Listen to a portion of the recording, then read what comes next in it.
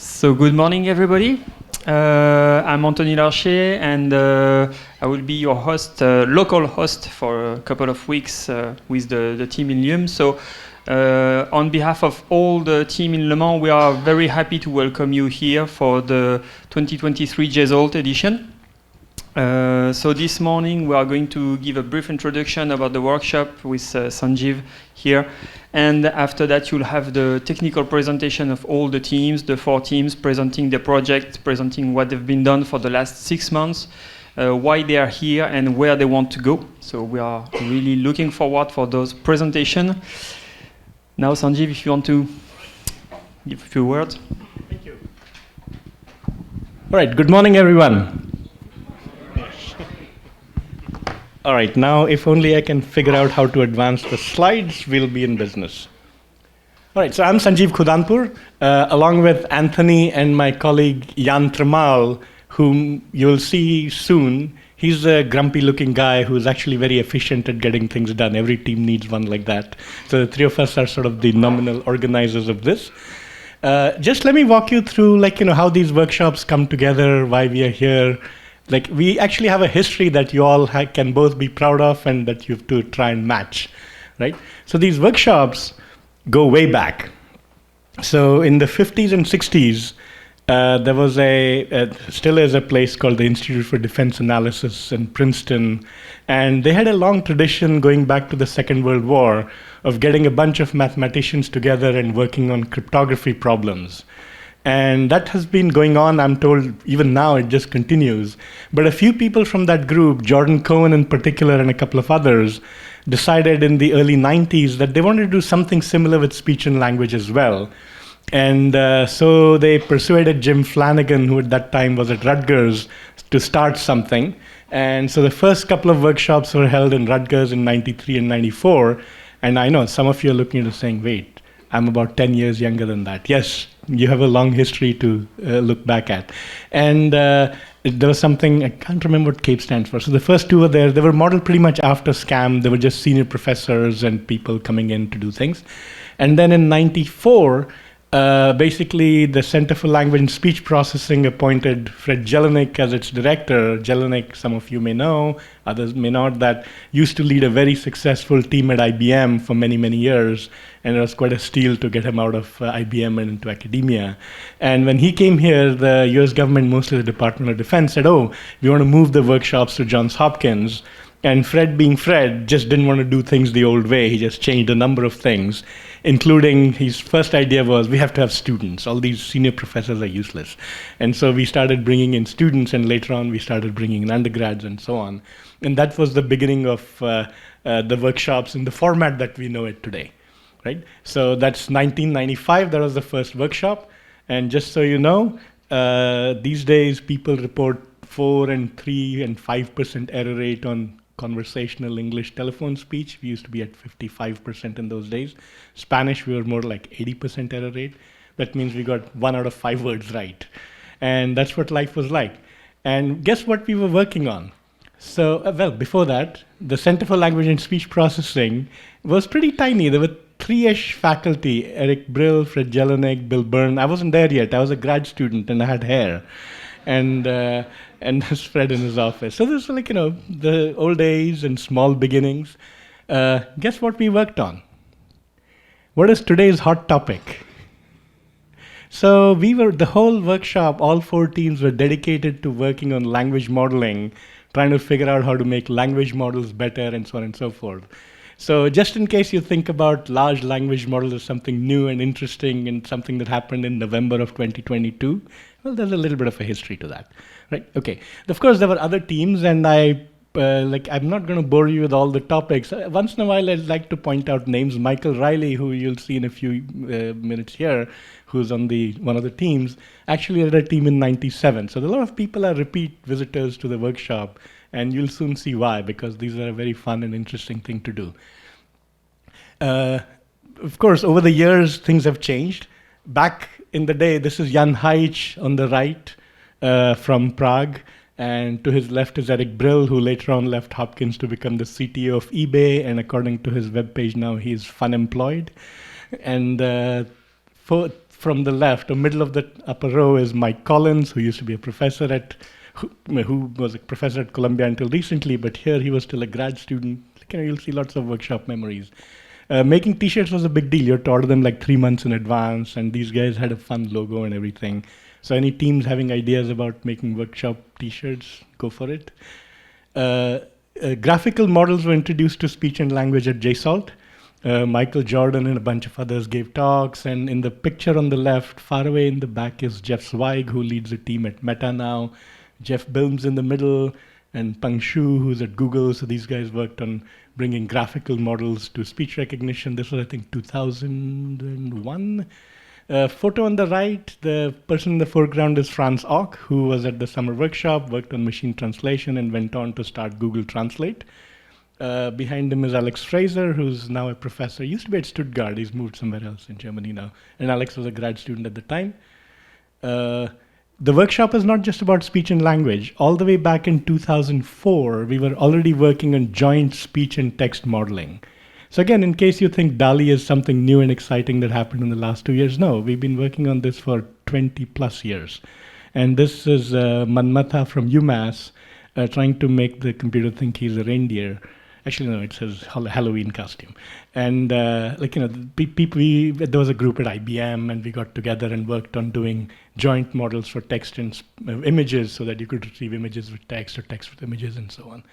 On the right is Philip Kuhn, who is known as the person who wrote the book on machine translation. In fact, he wrote 2 books on machine translation, first on the normal one, then on neural.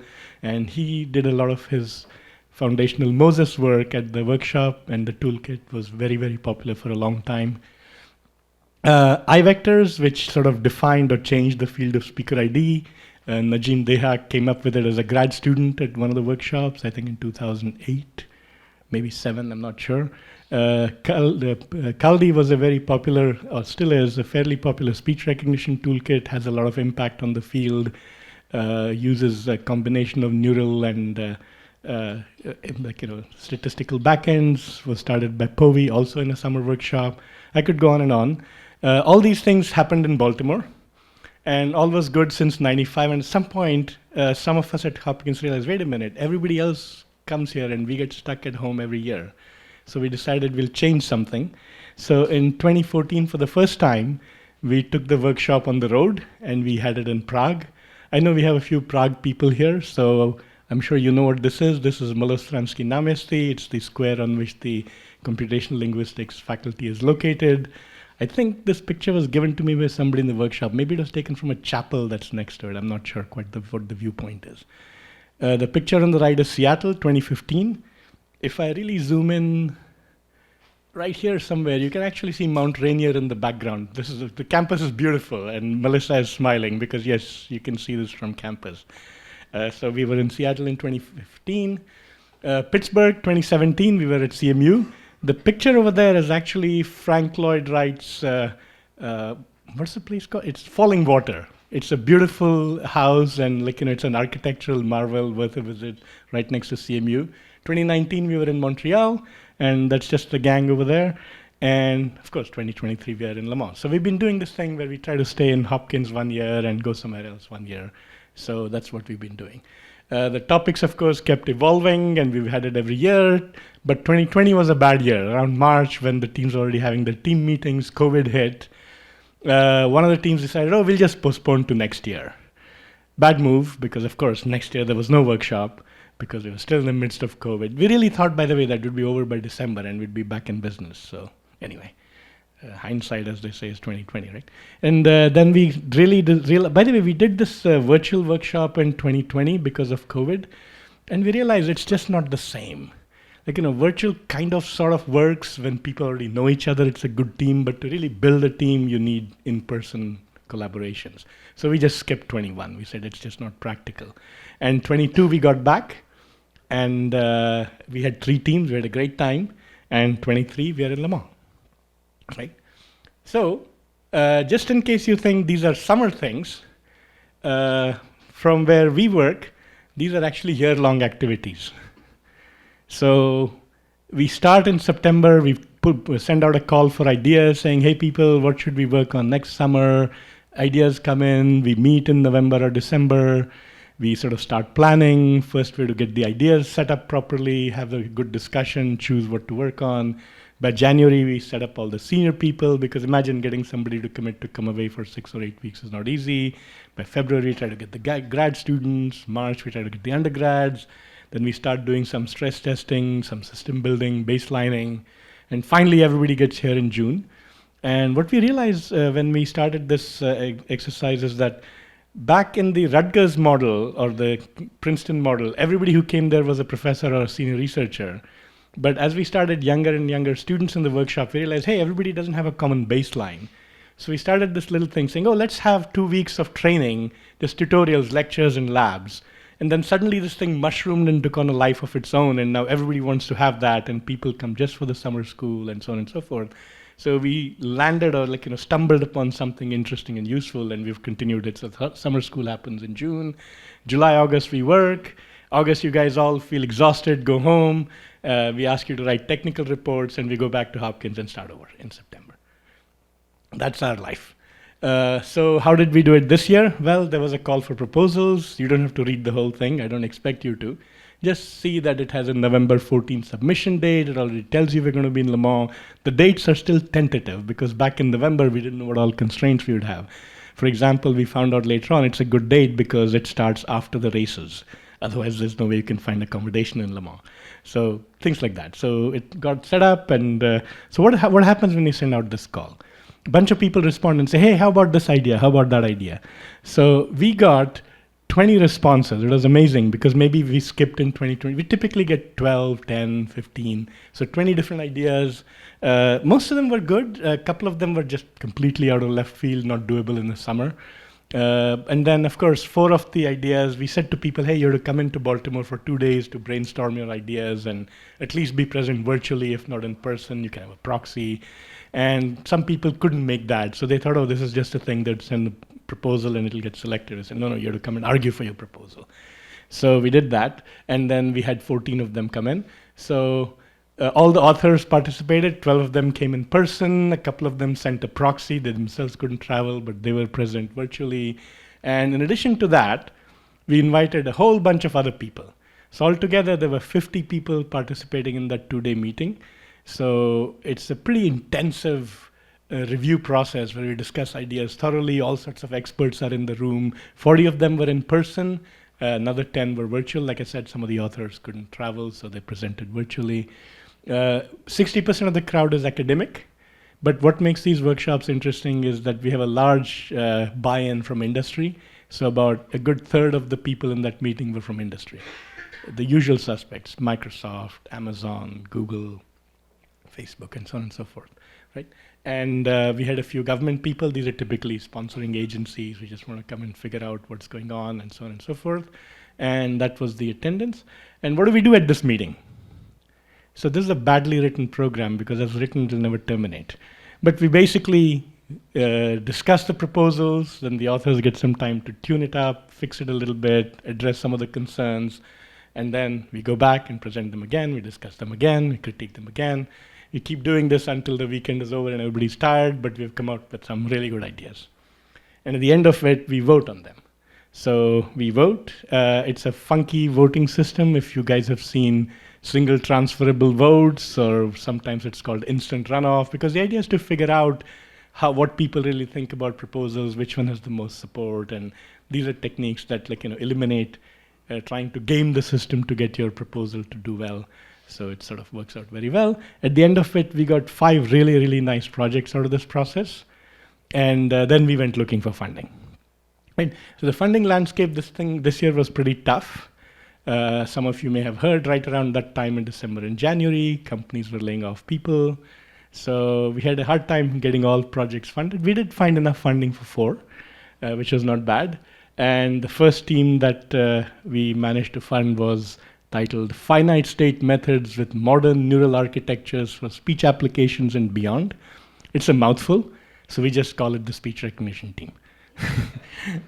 Right? Okay. Now, of course, some people, this is because Lucas, I'd say relatively is experienced in giving names to teams. You have to have a catchy short name, because here's the next example.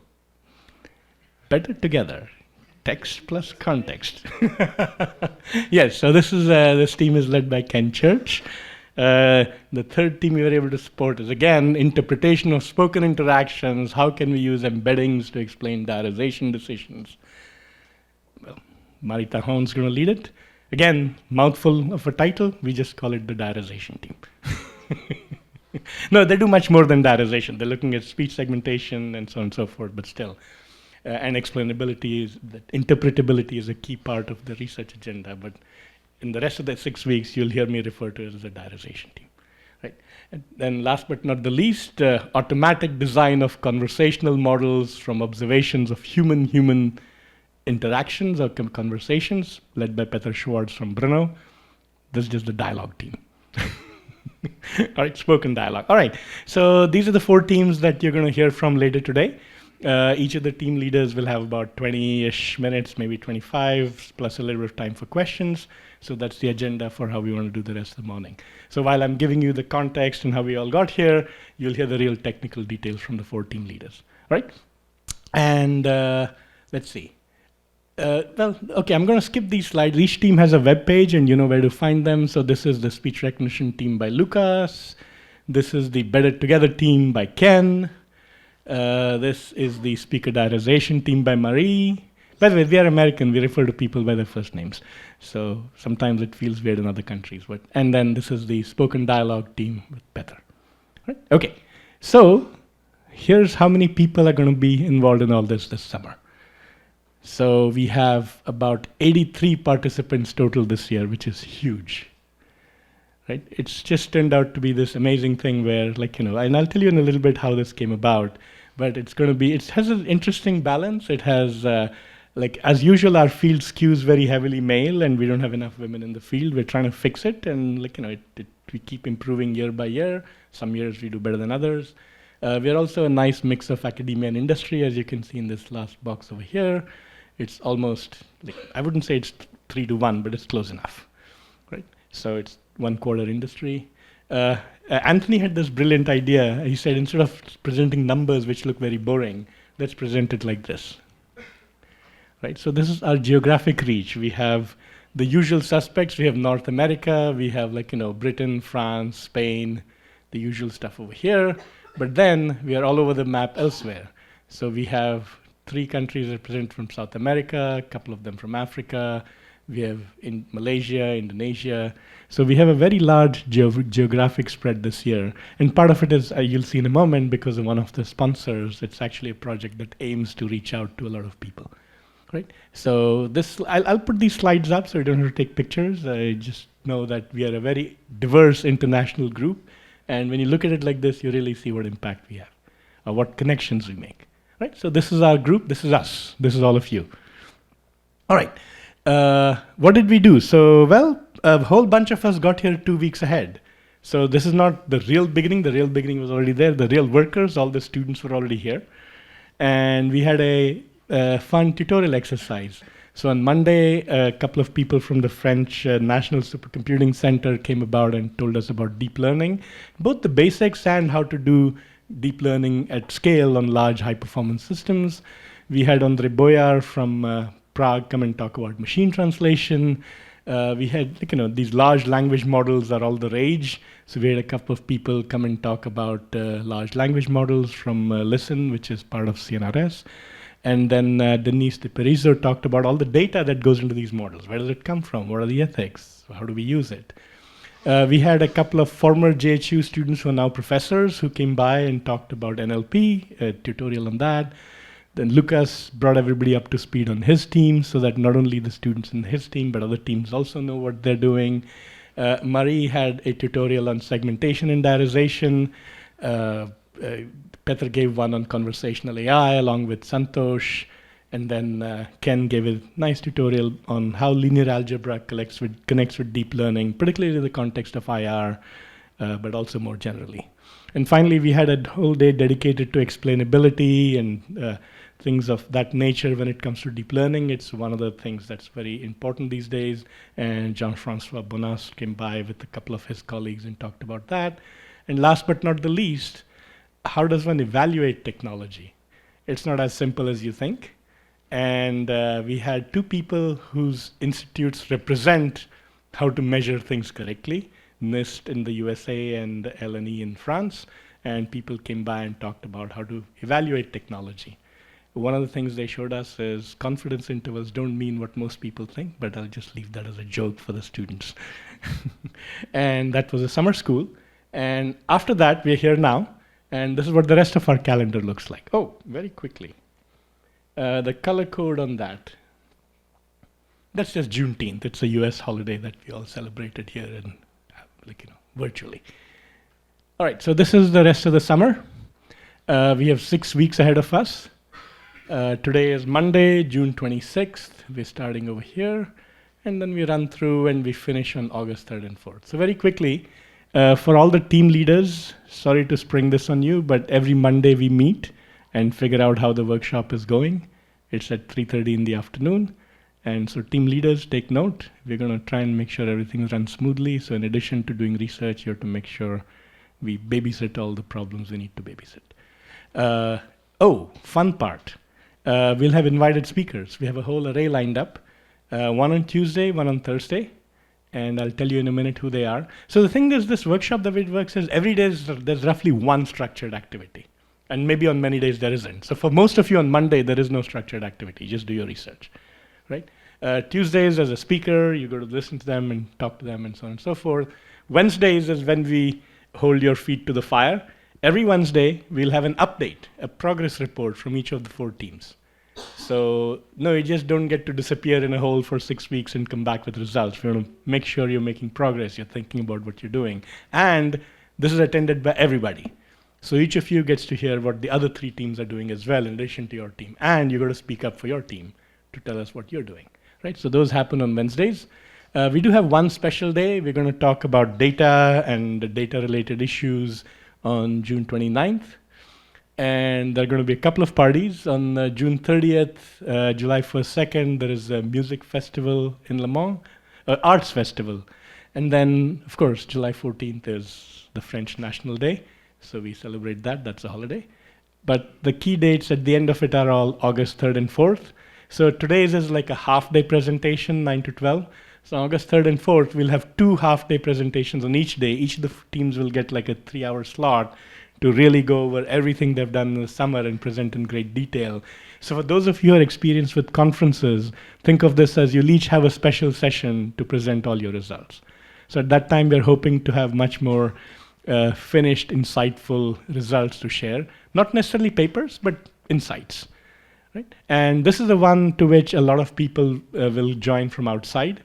We've noticed that we are live streaming what we're doing right now, and we'll do the same with the final presentations as well.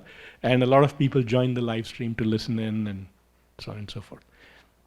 What are the invited speakers? Here's a quick list. Craig and Ria will talk about beyond evaluation. Anyway, I'll just let you read it for a minute. And here is the special session on data collection. Again, we're going to address a lot of issues in the general, area of where does data come from, how does one use it, what does one need, and so on and so forth. This is the July 29th meeting. These will all be on the website, so not to worry if you don't remember them right now, or if you don't memorize them right now. This is a street art festival. You've seen signs for it in the city if you've been walking around.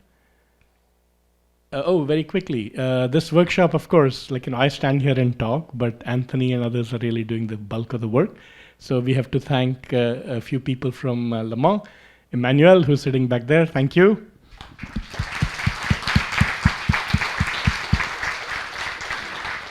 And Etienne and Gregor, if you guys haven't seen them already, they're making all the technology work for you. Gregor is here.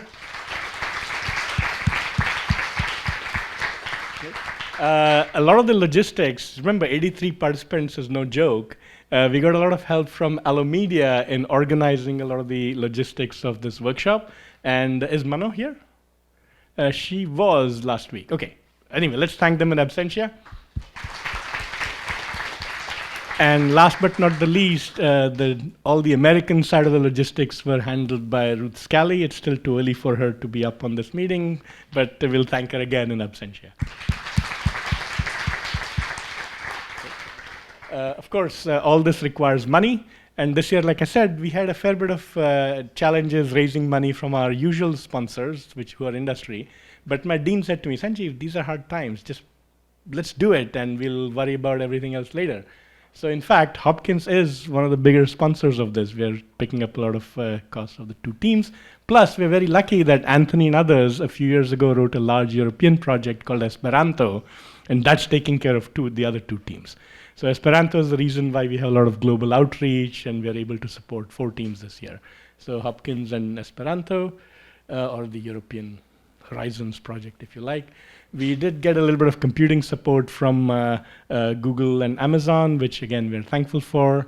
And we also got smaller sponsorships. So all the summer school food that you guys enjoyed, the social events, you're to thank these companies for that. And finally, the data collection day, we're going to get a number of speakers and other things in there. Some of it is sponsored by Elra and Le Voice Lab. Right? So these are our sponsors. Don't forget to thank them when you write papers. And I'll stop here by just reminding you that Tuesday, Thursdays, we have invited talks. Wednesdays, you're on the deck. And Mondays, the team leaders have work. And August 3-4 is the final dance. All right, thank you.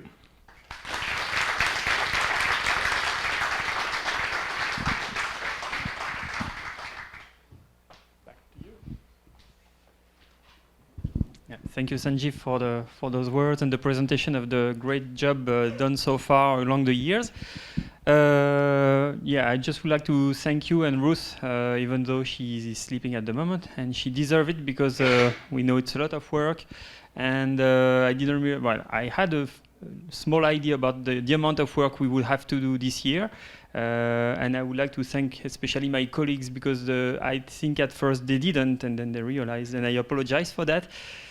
As you've seen, there will be a lot of social events and just a small part of it is on the list, so keep up with the Discord group, the WhatsApp group, and so on, so that you'll get the information. Also for the practical parts, if you have any questions, any concern, just come to us. And I think now it's time to give the microphone to the first presenter of the day, Luca Ondeliang from Listen, who is the speech reco guy for the few weeks coming. So, Luca. Hello, everyone. All right. So I'm very happy to be here, and I'm a little bit in a strange state because I'm very happy the day starts, and I'm also very, maybe stressed also that everything runs smoothly. I'm in this weird state of mind right now. I don't know whether I should be rejoicing or running away, basically. So let's see. So the title is a little bit unpronounceable, but basically we'll be talking about weighted finite state transducer, and I'll try to convince you a little bit that this is not something completely outdated.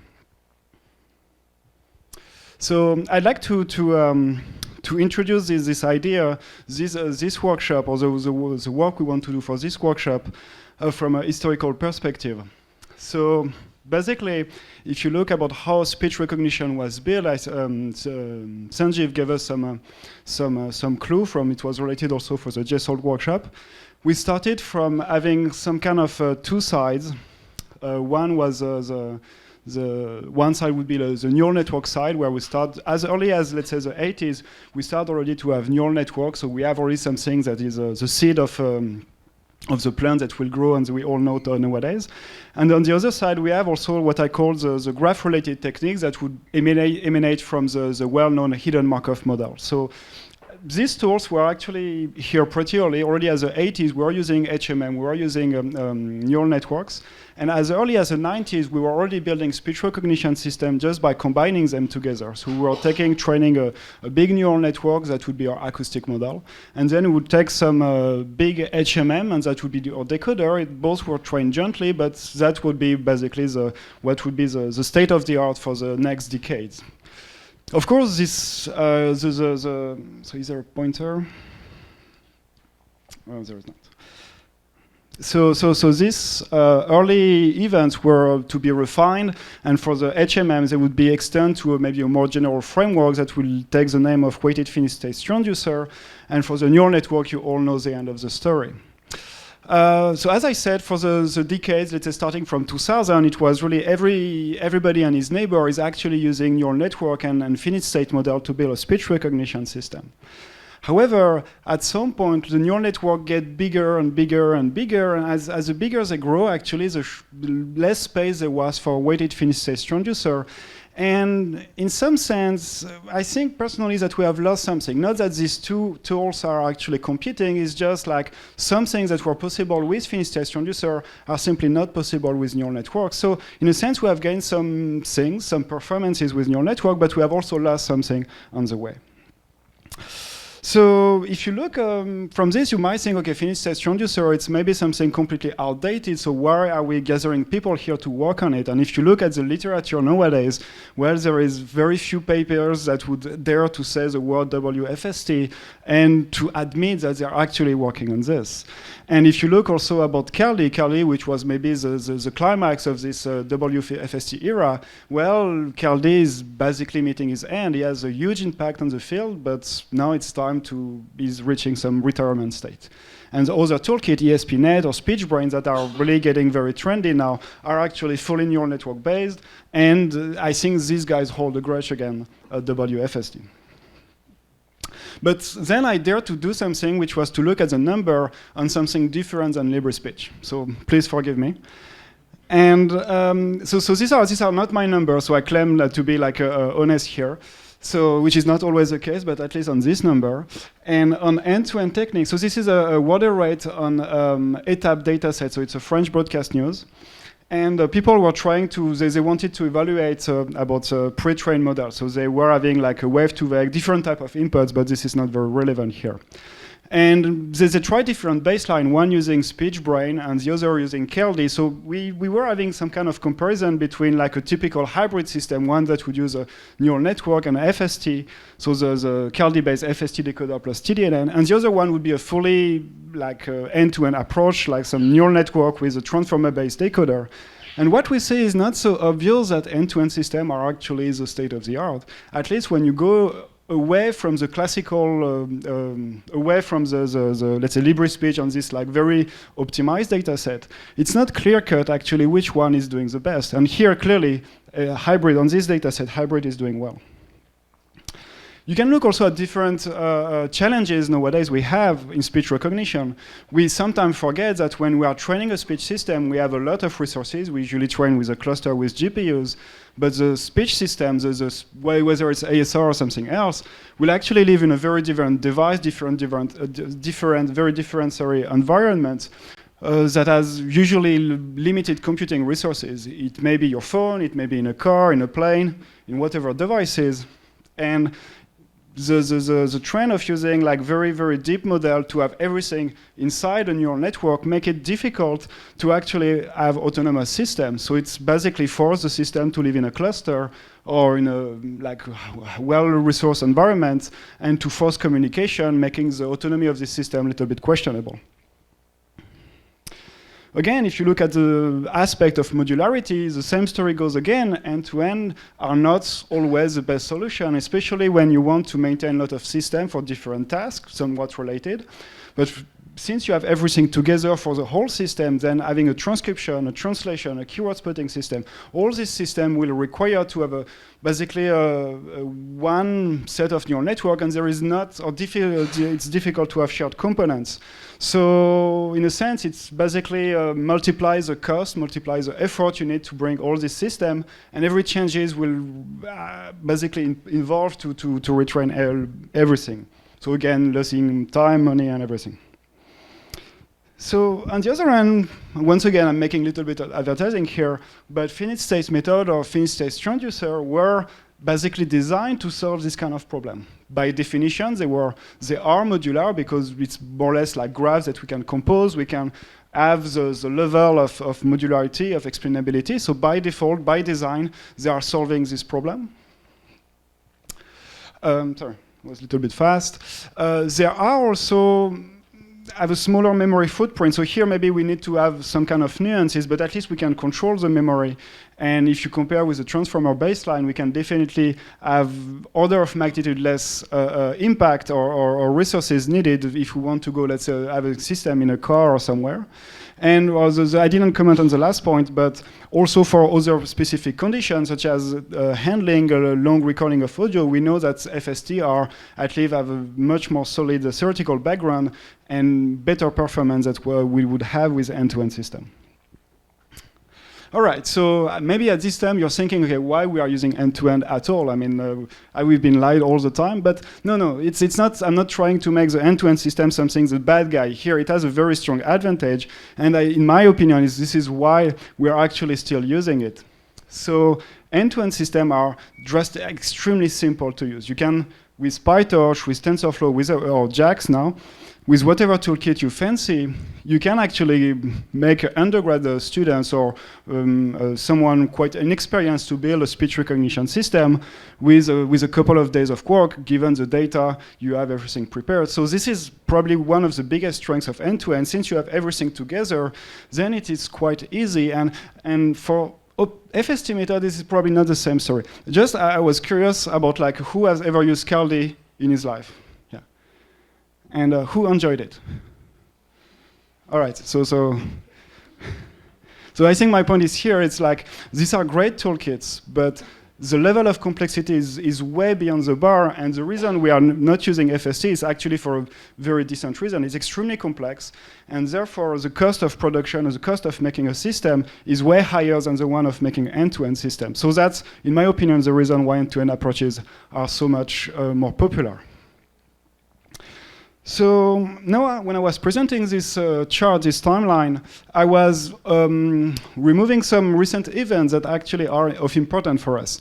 Over the recent years, there was some revival of interest in FST, so there was some work on it, especially with the idea of to use the FST, so people who are not familiar think of a graph, FSTs that are actually differentiable. And the idea behind here is that maybe we can use FST just to add to consider this graph as just yet another layer in our neural network, so having some kind of end-to-end FST approaches. And this research actually give rise to two important toolkits. The first one is maybe not very well known, is Graph Transducer Network. It's from Oni Hannan. And it's also in the follow-up of the idea of Léon Boteau. It's just basically the idea I described here, having a neural network plus some graphs that will actually differentiate through. And the other one has gotten more visibility. It's K2, it's a Caldi of next generation. And once again, both toolkits are doing exactly the same thing. They are basically bringing the FST to the realm of accelerator, so GPU, so making it like nice to work with, or like easy to work with neural network, and also bringing differentiability. So you have your graph, you can compute, let's say, some path in your graph, and get the gradient out of it. So these were, in my opinion, these two toolkits and ideas are really a game changer. However, so they are clearly pioneers here. However, when you start to play with them and probably look at the code, you realize first that there are a lot of new ideas, very interesting.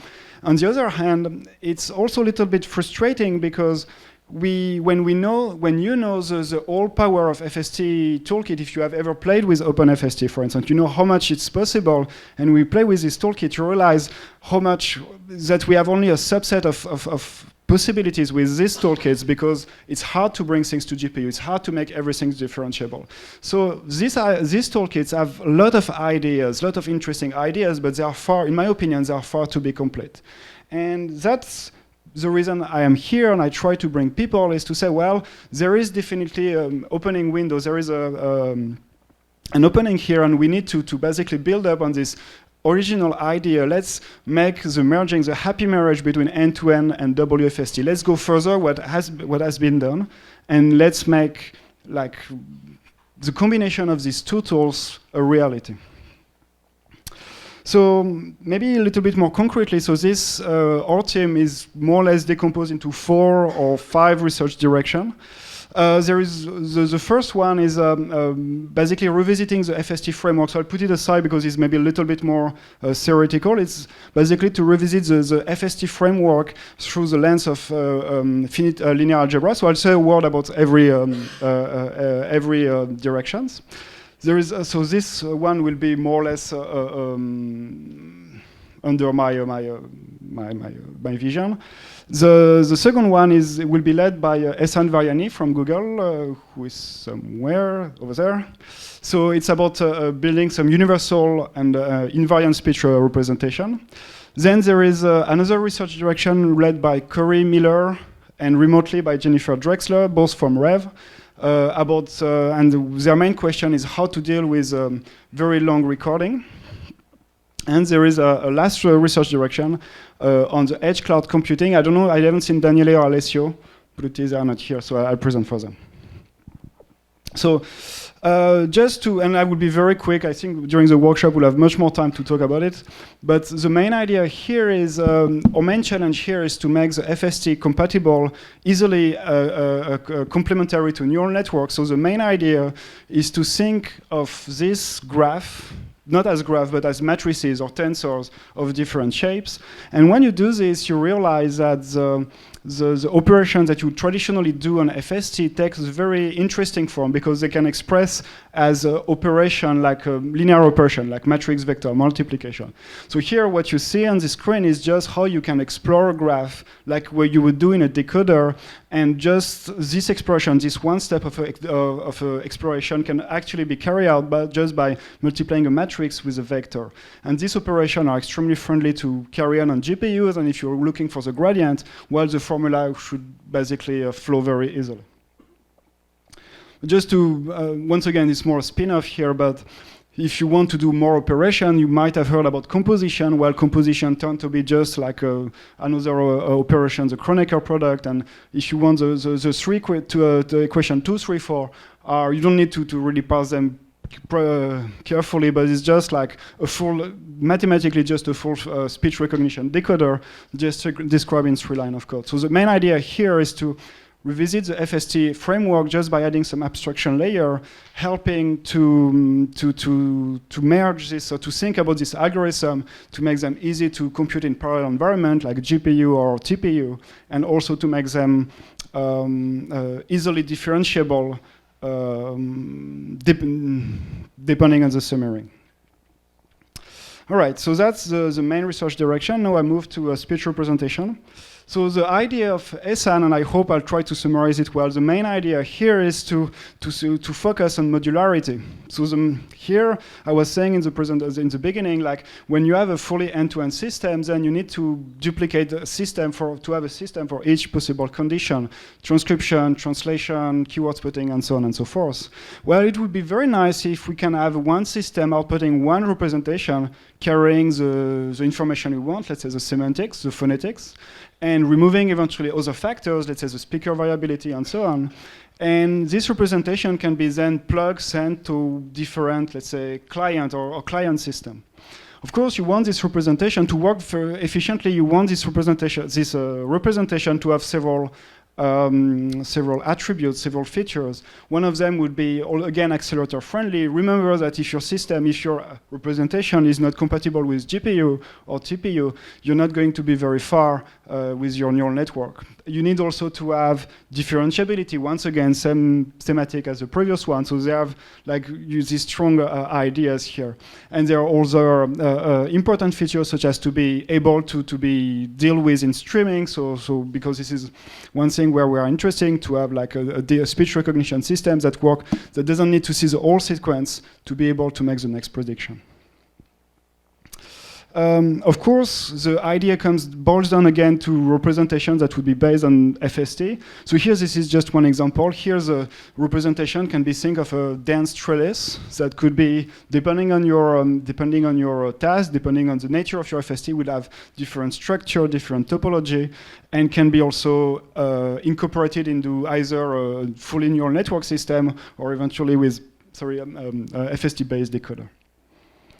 The other one, and I'm sorry, I see no Alessio or Daniele, so I hope I won't say mistakes. So the main idea here is that it's a very interesting step because it just say, okay, no, we usually work on a cluster, so we have one GPU or sometimes 5 GPUs or more just to train our system. But here they are taking a different step. They are saying, well, most of the kinds of data is collected on our phone, so it's the system we are dealing with, whether it's for training or for decoding, will actually be distributed over different devices, with different computing capabilities.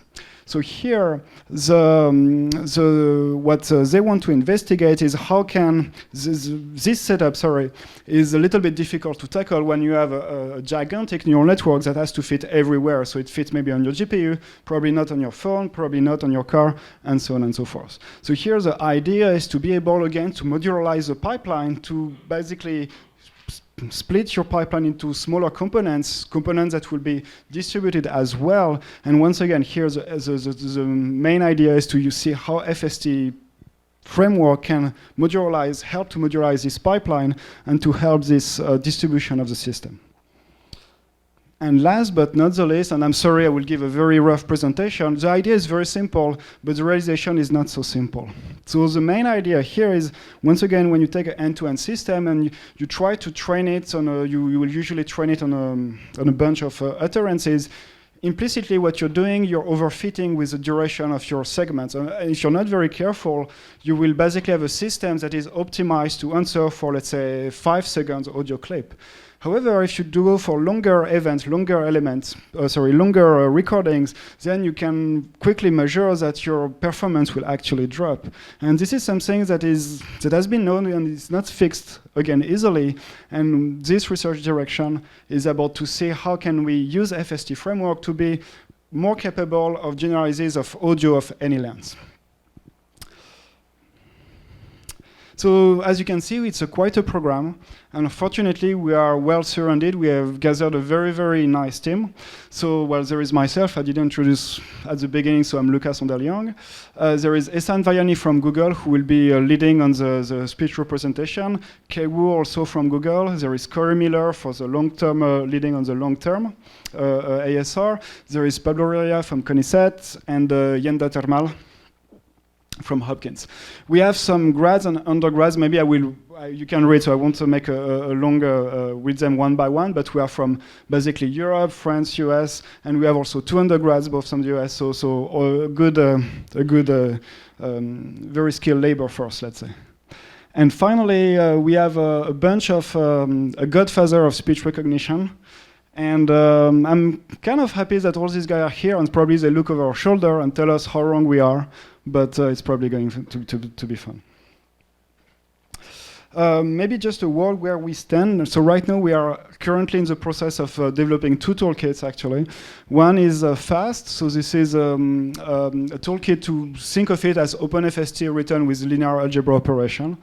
And so it's more like the side of just representing, revisiting the framework of FST. The other one is LAST, is from Google, so it's already like published, but it's being improved currently. And this is the idea of using universal speech representation.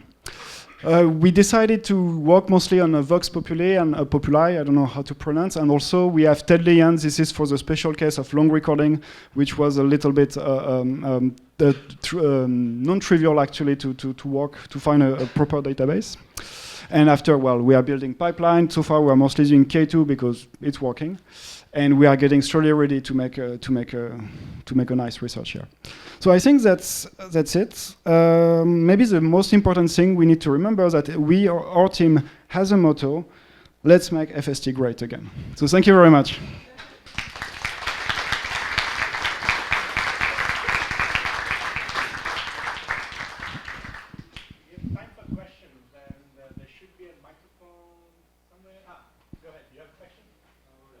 Yeah, he has a microphone.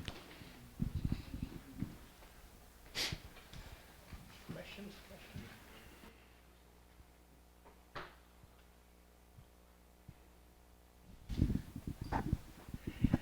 So let me ask you a technical question. Like the way you've laid things out, there are sort of subgroups that in principle could function independently. What do you have that ties these groups together? The tool, or let's say the principle. In a sense, like all the team are actually as a backbone of the work they intend to do is grounded on the FST framework. So far, we are mostly tied by this paradigm. We hope to actually tied by tools, like physical tools, to have eventually working on the same tools. But so yeah, we are bound by this idea of using WFSTs, either to revisit WFST, either to show how can they use to extend what end-to-end system are not, or to basically go beyond the limit of end-to-end system. And physically, yeah, I hope we can merge at some point with tools. In a sense, using the same, let's say, I hope to have some kind of embryo of a new CalD. Okay, all right. I'm going to ask one more, but that's only to give the audience time to think of the next question. My second question is, you had people like Lukasz and Riley up there. Do you have specific asks? I mean, these guys have been around and they've used WFST successfully. What have you specifically set some expectations for them, or what do you want them to do for you? Nothing and everything. Nothing in a sense. I don't think they can do something like practical. I mean, no, they can, but I'm not sure. Like during the time they are with us, they can eventually write a lot of code and everything. But these people are one of the few that has made like internationally famous like toolkits, OpenFST, CalD. That's quite a few names here. And every time I talk with them, I realize the depth of their knowledge from the theoretical till the practical details. So for me, I see them as guides, let's say. I don't expect them to do the code. I expect them to guide us, to show us how to do the code. Okay. Audience question.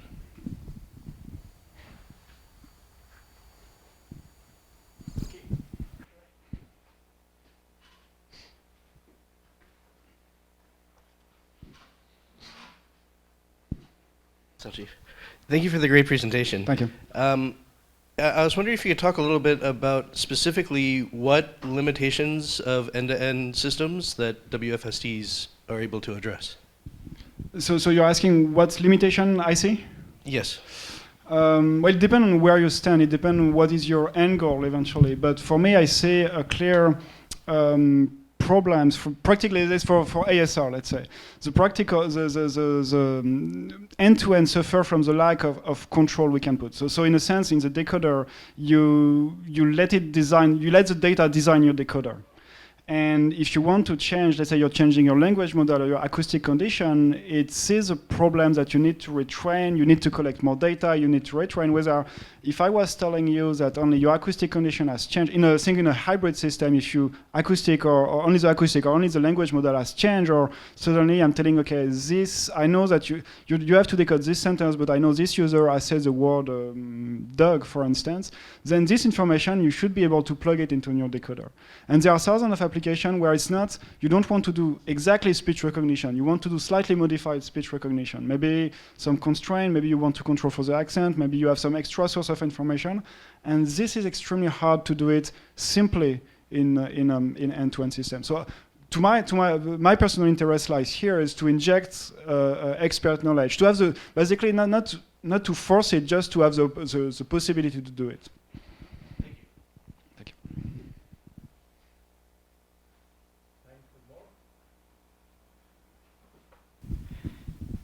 Thank you for the presentation. Do you think that this approach could help for explainability and interpretability? Yes, but yes, I mean, yes, clearly yes. But then that would be a type of explainability by design. In a sense, you have some hypothesis about your model. You build basically the chain of inference you want to do.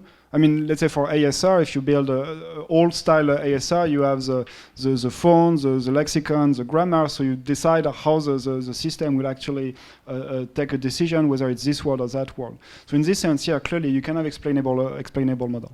And what I want to have is really like the fact to merge neural network and this type of system is just to to have just to have the possibility to inject the amount of interpretability we have. We don't have to explain everything from the acoustic signal to here. It's just, okay, maybe we want explainability just about one particular part and let the system, learn it by himself. So yeah, clearly yes.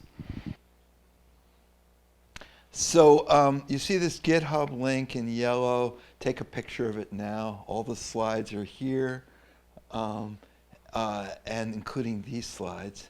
How meta. We have some large files on Globus, so all these things are clickable, and you're welcome to download them. There are many terabytes. We're dealing here with big files.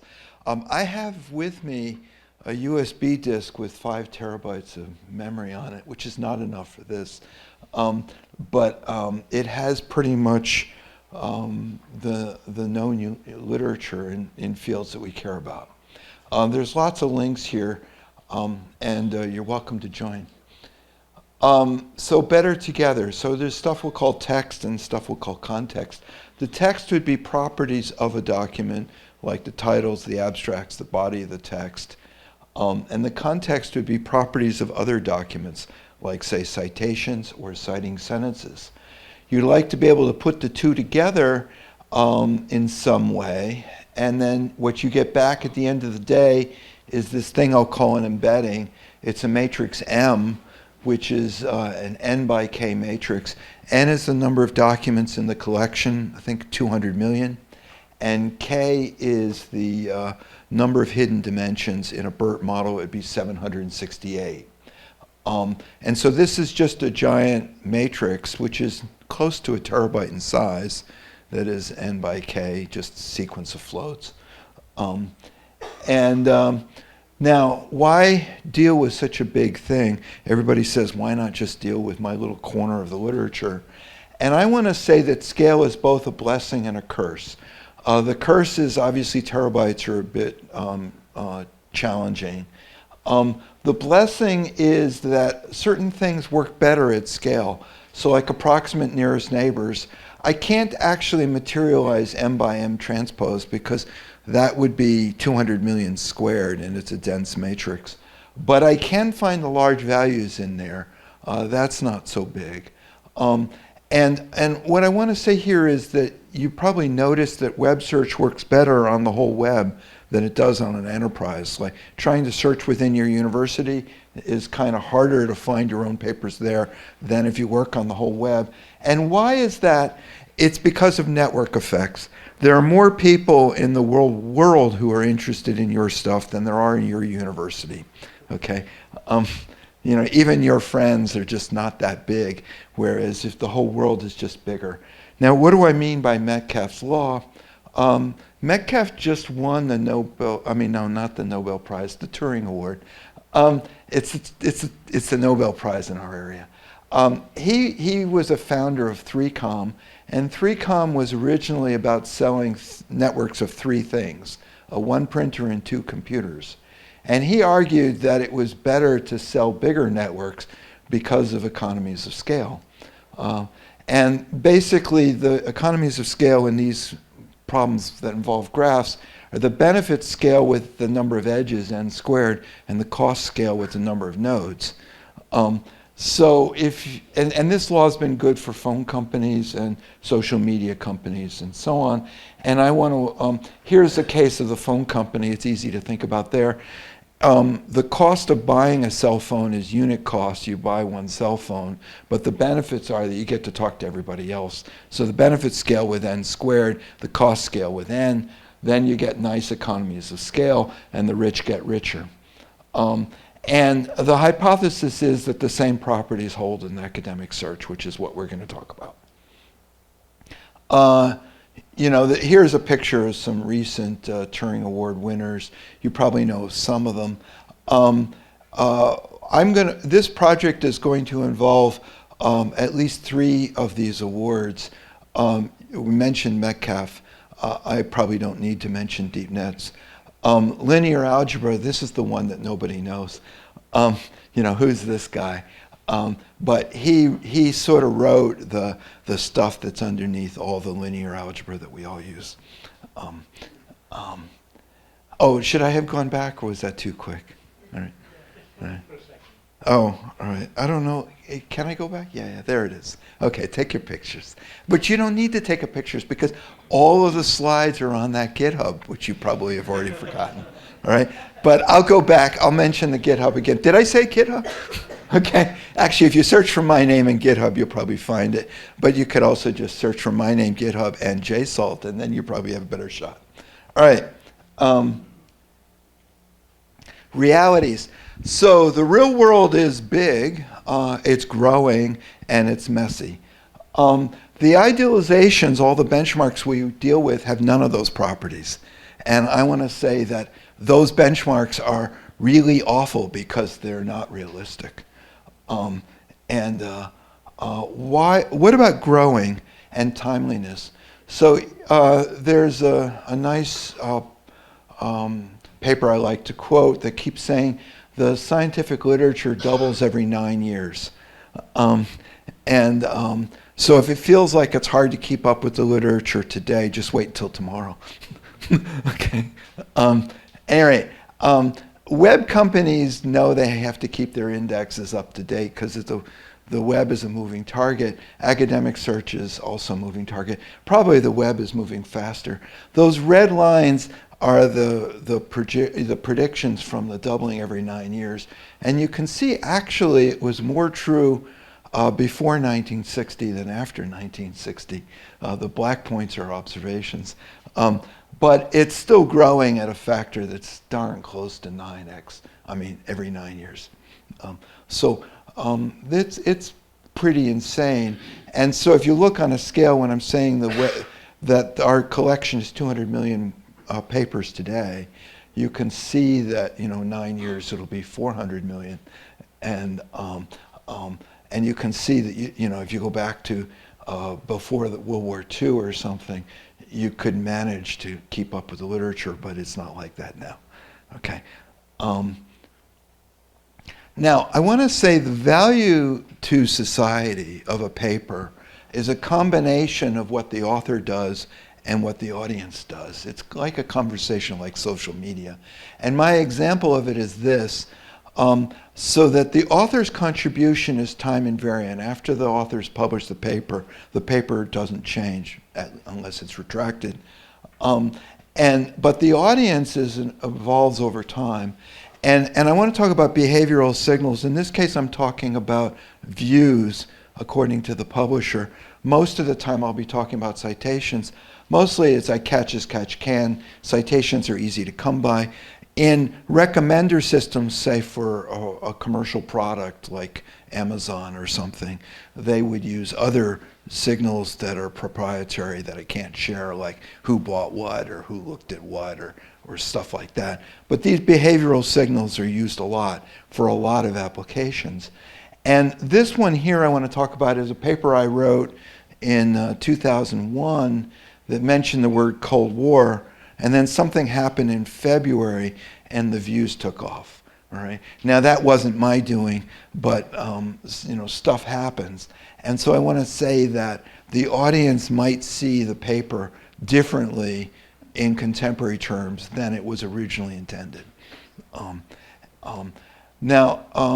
Citing sentences are sentences in other documents that cite my paper, okay, of which there are many, hopefully. And this is a little like anchor text in web search. If you know what that means, that's useful. I won't explain what that is unless you ask. Now, the example of citing sentences I like to use is Turing's paper in the 30s that has lots of impact. That's easy to see from citations. But why does it have lots of impact? And what I want to say in contemporary terms is that it introduced two terms now that are really important to the contemporary literature, say Turing machine and halting problem. But those terms are really common in citing sentences, but they're not in the original paper. All right, he didn't name anything after himself, and he also, although he had a name for the halting problem that didn't stick. It's German, okay, or at least I think it's German. What do I know? Anyway, the benefit to society, I want to say as a contribution, it's the author's contribution, the primary source, plus audience appreciation, all the stuff in the subsequent literature. And what I want to say is the contribution of the citing census, it explains what the contribution is, why the contribution is important to the contemporary literature in contemporary terms. Okay, so that the way that and in this stuff is this is sort of almost more important than what was in the original paper. Probably most people today don't read the original paper. Now we have probably one of the smallest teams here, maybe the smallest team, and perhaps it's because of the funding. This is not maybe easy to fund, but we're building on an enormous effort. And this semantic scholar team, I want to call out. Dan Weld is in the center there. And I think I even have technology. Does this work? Oh, I thought it was. Oh, darn, it's just going forward. All right. Anyway, I don't see it. All right. Oh, you know what it is? Huh? I don't know. All right. Anyway, Dan Weld is in the middle. He's the one with the gray hair. Okay. You know, Sanjeev said he used to have hair. Well, Dan's got hair. So okay. Anyway, it's a 50-person team, huge effort. They claim they had 207 million papers. But this slide I took from Dan quite a while ago. It's bigger than that now. Anyway, I use 200 million because it's easy to remember. And they got a lot of users. Now, it doesn't really, it's not the primary source for anything. They get their data from 7 sources. 2 of them, MAG and DOI, completely dominate, and the other 5 contribute, are here listed as miscellaneous. Now, MAG is the Microsoft Academic Graph, which is the largest source, and unfortunately it's been retired, probably because this is not a great business case, but it's a good thing to do. And they've now got a nonprofit called OpenAlex that is taking over. DOI is the second largest. And the things we think of as big, like the ACL anthology, that's a round-off error. It's 80,000 papers. And Archive is the second smallest. We think of it as big. It's only 2 million papers. And as you can see, most of the things in those things are covered in the others. So everything in ACL's got a DOI, and most of the things in Archive end up somewhere. So anyway, now as for fields of study, I was talking with Drago actually just a couple of days before he died, and he was concerned that this was all computer science. But as you can see, computer science is the 3rd largest field in here. Their medicine is much bigger, and there are many fields that are much smaller. So it's a pretty diverse set of fields, although it is very heavily biased towards what I might call STEM. What about use cases? There are 4 use cases I'd like to talk about. Recommendations is sort of the primary one. And here, the real practical recommendations is how you could pay for this stuff is, suppose you're trying to sell something like Amazon, and the question is, what should you buy? Okay, but here I'm going to say, what should you read? All right, or what should I cite? So I'm working on a paper and halfway done, and I'd like to cite all the right stuff. Now, expert finding is sort of an important problem. So a lot of times people used to use the old boy network or talk to some executive, like a vice president of research at Bell Labs would be expected not to know the answer to any question, but to be able to find someone who would. And so here, the challenge is not to find a paper, but to find a contact. It's sort of the same problem. Routing papers submissions to reviewers, so funding agencies have to review stuff, and we all have to review stuff. And I wrote a paper, an opinion piece. I write a lot of opinion pieces, but one of them was on what we call soda chasing. Soda is a terrible acronym. It means state of the art, but it really doesn't mean that. It just means who's the king of the hill, all right, and who wants to be on that hill. Anyway, it's my belief that the reason that we have so much soda chasing is because reviewing is so terrible. It used to be that you would send a paper to the world's expert on X, but now you're likely to send it to a graduate student in another field. And they're unqualified and unmotivated to think about this problem. So what do? They look for the numbers.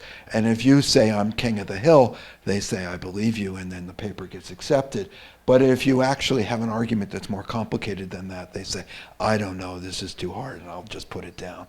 And basically they abstain. And if the reviewer abstains, the paper's rejected. Abstention shouldn't count, but they do. And so the guy who's on King of the Hill will beat a paper that's got insight. Any rate, I'd like to replace that by doing what we used to do in the old days. So when I started EMNLP, I would personally decide who, maybe not who got to review it, but I'd send which subcommittee got to review it. And the way I did that was, I might look at the title and abstract, but usually that was too hard. Much easier is just to look at the references. And if you started the paper saying, most reasonable people do this, but that jerk does that, then that jerk will review it.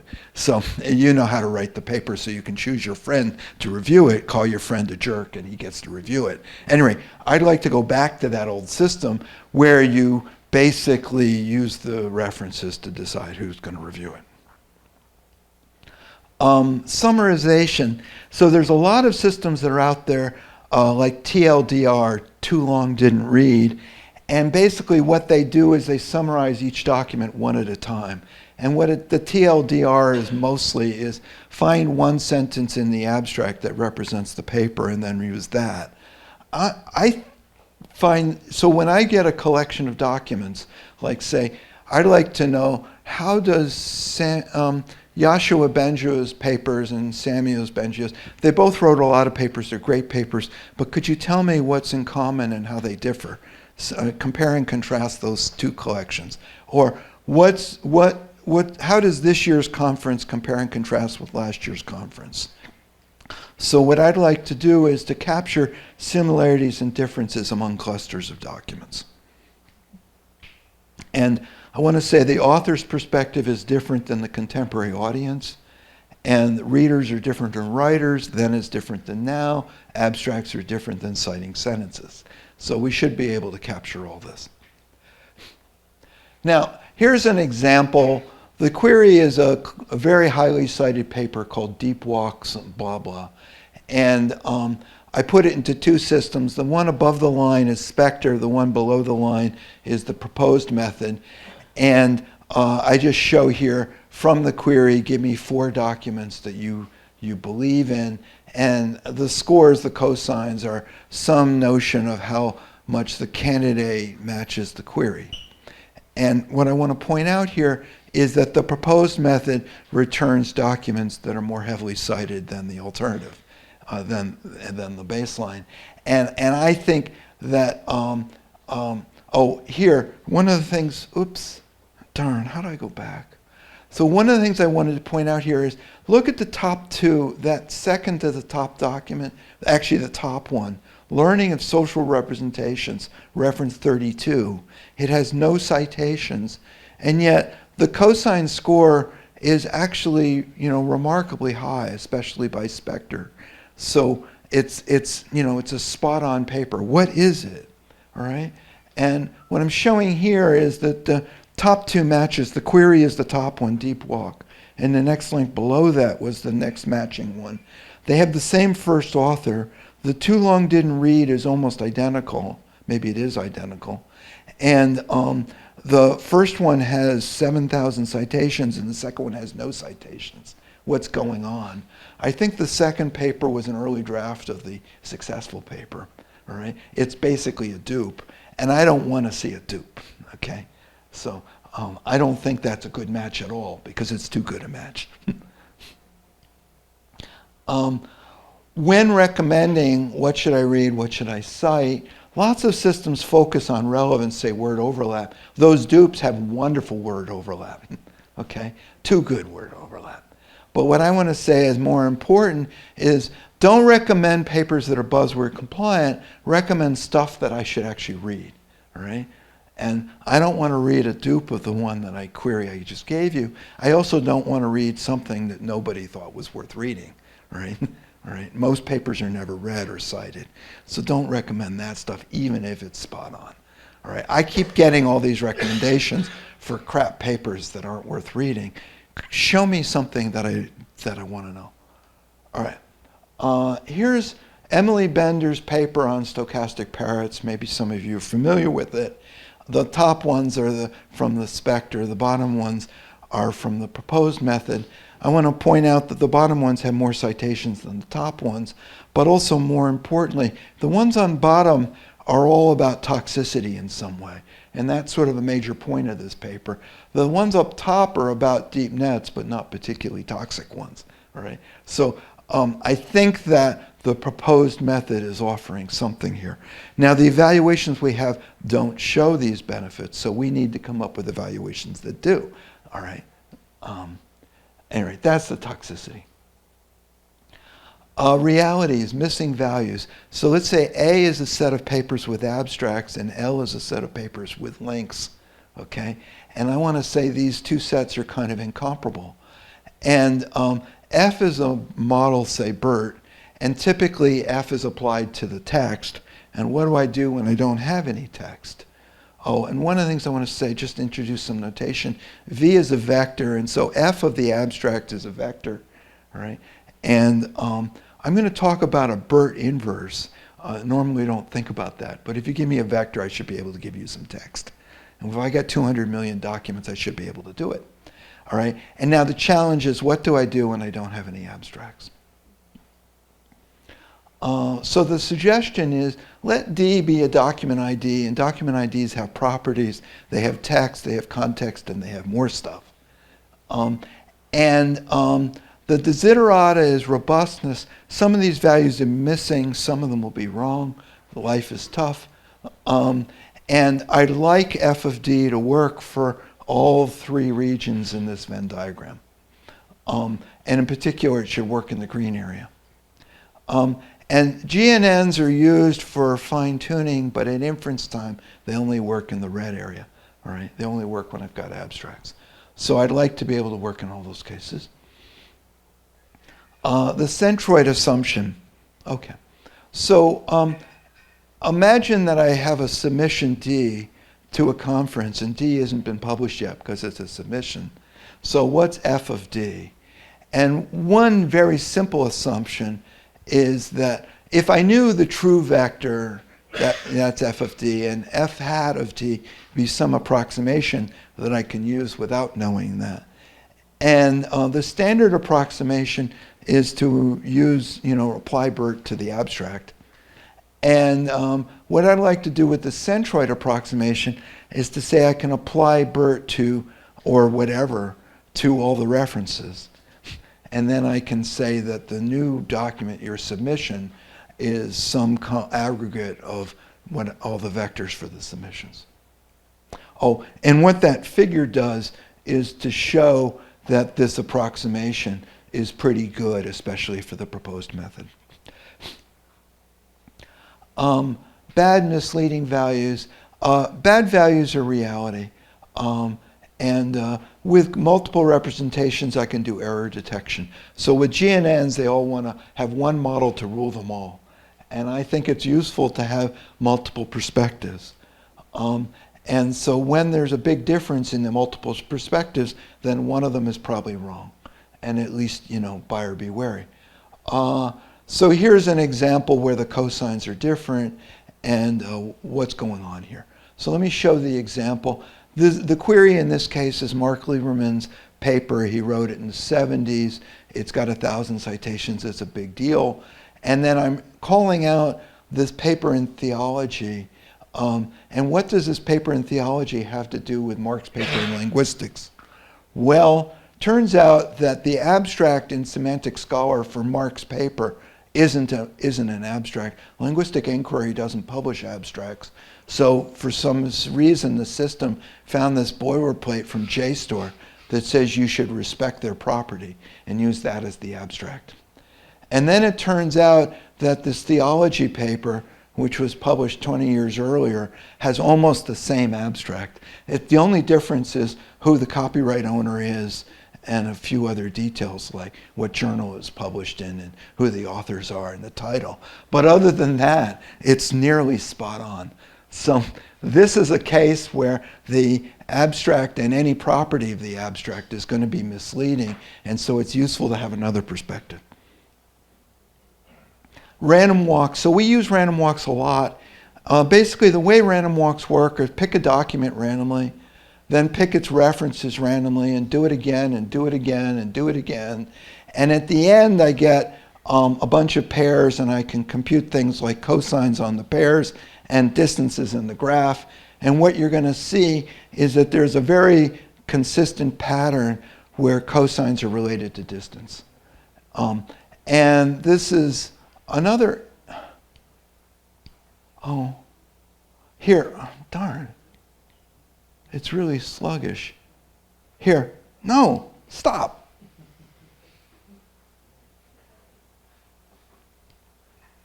There, good, got it. Now here, I did the same random walk, but now I'm outputting the distance in the graph versus age difference. So in general, a paper that, if paper A cites paper B, there's a 10-year gap between them.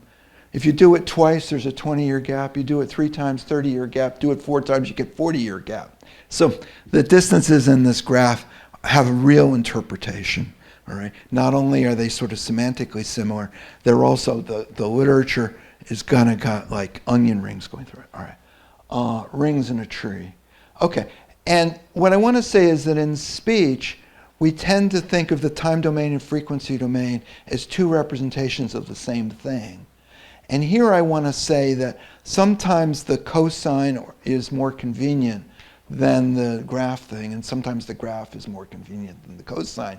These are 2 representations of the same thing, and they both represent similarity in some way.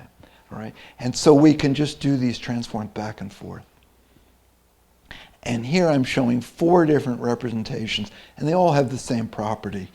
In the proposed method, this property is used explicitly in generating the embedding. In the others, the embeddings are all done based on the text, but it has implicitly the same structure. And I think this structure is insightful and gives us some understanding, interpretability of BERT. All right. Anyway, let me sort of move on quickly here. Summaries, snippets. The snippet is sort of when you go to Semantic Scholar and you express interest in this thing, it shows you this whole thing like this. You get to see titles, authors, abstracts. The TL didn't read is the highlighted sentence in the abstract. This is all the author's perspective. Now here the audience. So the audience had 7,000 citations. They clearly appreciate this paper, but why? All right? None of this tells me the audience appreciation. I'd like to see that as well. All right? So why is this paper important to contemporary readers? And here I want to say the citing sentences tell us something about that. And we got all these baselines. There's all this stuff about hallucinations. But here's the proposal is that we can express, compare, and contrast in terms of vectors. And then we can do a vector inverse, a BERT inverse, to turn that into text. So in this way, I think we can come up with an explanation that humans would understand about how these things compare and contrast. And so what is it that the contemporary literature is benefiting from that original thing? And I think we should be able to do that. Deliverables, there's a ton of deliverables here. I'll just leave this slide up and see if there's any questions. Thank you.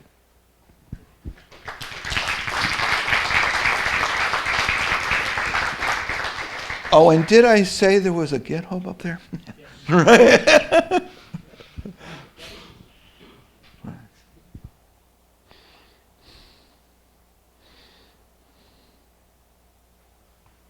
All right. Well, I guess it's just too different. All right. Yeah. Thanks for the great talk. Sure. I had a question about favoring papers with citations, with large numbers of citations. Yeah. This is sort of like a rich gets richer kind of a approach to things, and I'm wondering if there's any concern or any approach to making sure that papers that have not yet been well cited but are still worth reading get read. So there's this whole problem of the cold start, right? And you know, I've written a bunch on why it is that papers get cited a lot. Actually, one of my most read opinion pieces, actually the most read opinion piece by the metrics, is actually on how to get a lot of citations, right? It's called Word2Vec, but it's not about Word2Vec. It's about how Word2Vec gets lots of citations, right? And I want to say the paper with the most citations is typically not the first, last, or best, okay? It's usually the most accessible. The one that makes the point to the audience that needs to benefit from the point. Now, how does the cold start? How do you get there? All right, obviously it's a little tricky, but one of the things I think you don't do is what I see on social media all the time: blast all your friends with shameless plugs for papers that are not worth reading. Okay, we've all experienced that. I think what works a lot better is when somebody I trust who doesn't spam me sends me a suggestion that I should read it. I guess what I'm saying here is that I think the reason that everybody reads the stuff that everybody else reads is because that's one of the better signals that actually works. And if you could come up with a better strategy, I'd love to see it. One of the things that I actually think is a really bad idea, like I really don't like blind reviewing. When I go buy a book on a bookstore, I usually do it because I know I like the author, all right? If you don't tell me who the author is, I'm going to make a more random decision than if you do. I think with reviewers are already pretty darn close to random, and I think if you hold from them the most useful signal there is, they'll become more random. And so I'd rather have papers accepted that are biased than ones that are no good. You know, look, I think if we wanted to make the system fair, just flip coins, do away with the reviewers. All right, that's fair, okay? But it's not effective. I think we need to measure effectiveness. And so, you know, I know this is not a great signal, but I don't know of a better one. Yeah. So I was just thinking about the, you know, which paper gets cited a lot, and one thing that I observed that paper reporting on data sets and also having code like a toolkit gets cited a lot because people can replicate the experiment. So I don't know if there was something that could be integrated in what you propose. Sure. So there's lots of reasons that papers get cited, okay? And in fact, one of the things I mentioned in the Word2Vec paper that's not about Word2Vec is secondary sources get cited more than primary sources. So textbooks do well, resources do well. It's an unusual primary source that really does well. But of course there are now getting to be so many benchmark papers, most of them don't do well either. So merely because you publish a benchmark doesn't mean it's going to get cited. It probably, now maybe the way you get past the cold start is that you hold a workshop, you require that everybody work on the benchmark data set, you publish the benchmark data set with the baseline, you publish a weak baseline so everyone else can say they did better, okay? And now at this point you've got 100 citations and now the world takes notice. That gets started. I'm not sure this is a good practice, but it's a common one. And you're absolutely right. There is a difference in contributions for different types of papers. I think, so one of the problems we have is like, why are people publishing at all? And I think a lot of it has to do with promotion committees. You know, nowadays it seems there are some places where all committees do is count the number of papers. You know, I'd like to believe, so I had a boss once, after one of my most successful years, when I was publishing a paper a month, and he said, we can't count that high, we count to 4. Which 4 do you want to count? Okay, now, you know, look, it was like Sophie's Choice, you know, which of my children do you want to cut off? I love them all. I think it's actually a good question. I appreciate it. Their idea was they don't want to get into the counting game. So tell me which 4 papers we should read. We'll read those, but we can't read more than that. We don't have time, all right? And now they're going to read the paper, and they're going to make the decision based on the content in the paper. I think it's unfortunate now that we're into a counting game where that doesn't work. Now, of course, here I am building tools to do counting. This is a problem. But I hope that what I would do is to draw your attention to things that are worth reading, and then you would actually read them. But we'll see. Yeah. Thank you. Good morning, everyone. So I will present the team for explainability for diarization. So how you can see on the board that there is a lot of logos. So yes, we are quite a number. So the context is based on a problematic that have an archivist. So we are going to discuss about data this week. For example, we have some screenshot from the INA. So it's a French archivist that stores data from radio and TV from a long time ago. And they have the audio or video data, but also they have to collect some information such as the title, when it was broadcast, and a short summary, and eventually the names of the participants that are in the audio or video file. So one of the questions is for them is how to make some values with this kind of data. So they have some documentalists that manually retrieve the information from the audio and video signals, also textual information. We can wonder how, with automatic tools, we can help them to annotate more efficiently, to speed up the process of the manual annotation, and also to explain the decision. So we have these 2 approaches that are fundamental for our project, is how to speed up the process, so to provide some automatic information, and also how we can explain the decisions. So the first part is so we focus only on the audio part, we skip the video, but once we are going to go deeper in this video information. But then we have the audio signal, but also the speech transcription, so we can retrieve it automatically or manually. We can wonder who is speaking and when and how, with what kind of expressivity, topic, and other information. So we would like to provide a multitask and multimodal speaker diarization output. So this is what we would like to provide to the annotators to help them to speed up the process. So what kind of information are we going to retrieve? The speech segmentation, where there is some music, where there is some noise, background noise, so we have to define accurately what is noise. When there are 2 or more than 2 speakers speaking together.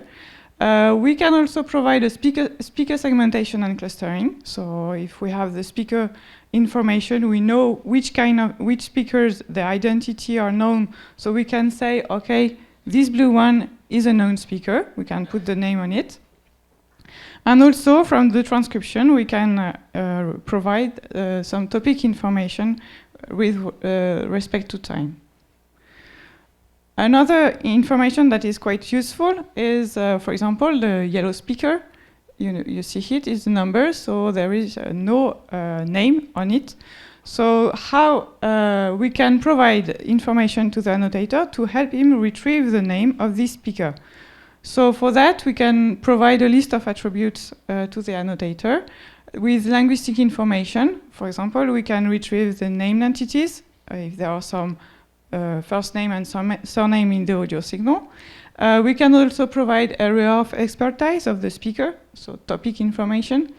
Gender, emotion, role of the speaker, is it a journalist or a presenter or an interviewee, a politician or a scientific. We can provide information about the presence of music, overlapping speech, etc. And we would like to go deeper in this list of attributes. We would like also to provide some voice attributes in order to characterize the voice of the speaker. I will come back to this just after. And for all this information, we need to have a confidence measure, because if the annotator sees that the confidence is low, the confidence of the model for example, the emotion detection task is low, then probably he will not use this information. So this is very helpful for him. And finally, we can also go deeper in the explainability. For example, there is a speaker, a personality, a politician that says, in this file from 2 years ago, you said it was me speaking, but in fact, it's not me. So we have to explain why this speaker is really him, or maybe not. So we have to explain how the model takes his decision in order to justify to this politician that, okay, it is likely to be his voice. For example, we can explain the decision of the model by answering to several questions.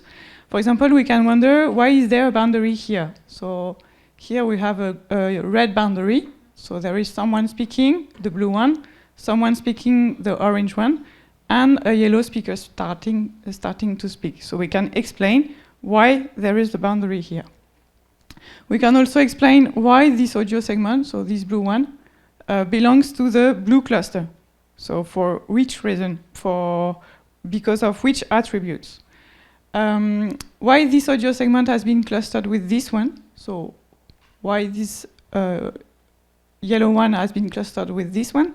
Is there any reason? And how we can provide these reasons? And which attributes characterize this speaker or this cluster? So for all these answers, this is one of the first attempts for speech processing to explain the decision. So there are several work in this domain, in the video domain and in the text domain, but in speech domain there are very few results on this topic. So a general overview of the system we would like to provide is a gray box with in inputs the audio signal and its transcription. And we would like to provide the speech segmentation with at least speech, overlap, music, and noise presence. We would like to provide speaker segmentation and clustering, so the JSALT. We would like to provide a list of attributes, so for example, gender or emotion, with their model confidence. And also, we would like to provide these because, so these explanations. Last but not least, there is another thing that is really important for this project, is to provide an evaluation protocol. So the idea is to set up an evaluation protocol for investigating if the features we're providing are really interpretable to the annotator and helpful for the annotator. So for that, we have selected a lot of data, mainly data for JSALT, in French, Spanish, Catalan, and English. We also have some segmentation database in music, emotion, and speaker. We have also gender information.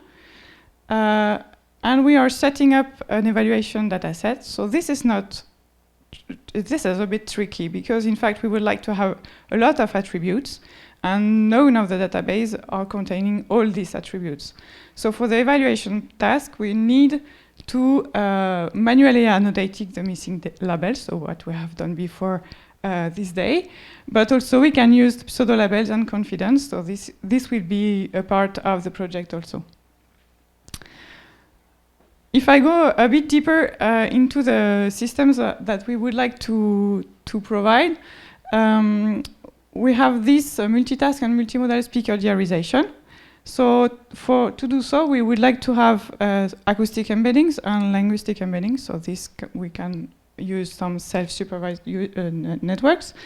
But we are going to work on word-level segmentation. So is it possible to retrieve a speaker diarization with the linguistic information only?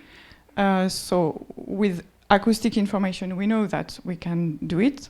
And then we would like to merge these two approaches in order to have a multimodal diarization speaker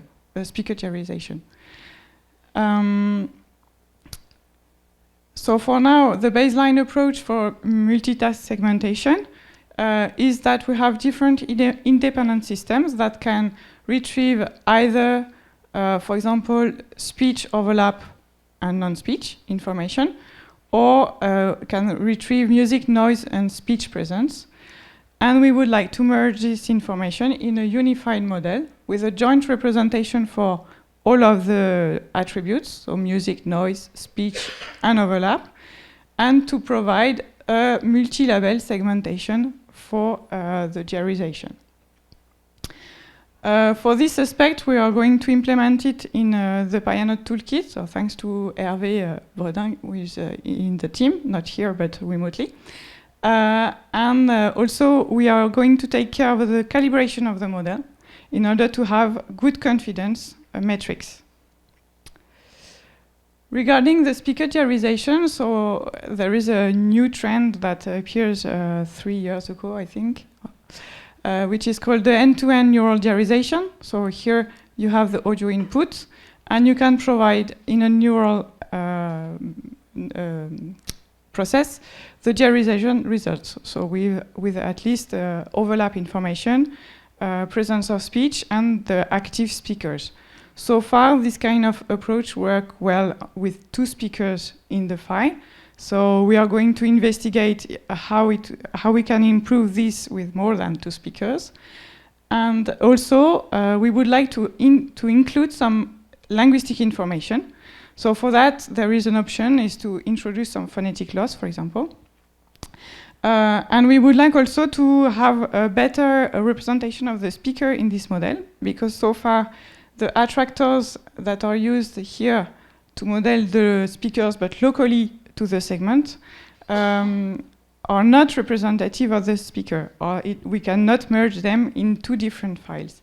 So maybe, even we know that if we include the speaker loss during the training stage, we can improve the speaker representation, and it could help for explainability after. So this is one of the first aspects for diarization we would like to investigate.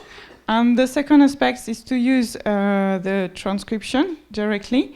So the idea here is to take in input a speech signal and to use an automatic speech recognition model, not to only derive the words, but also to derive the speaker information. So here we would like to obtain a speaker diarization, but not at the speech level, but at the word level. So maybe if we can join this approach with a traditional VPX or agglomerative hierarchical clustering, we can also improve the diarization of the speaker. So this was for the first wizard question, to build a multitask and multimodal speaker diarization system.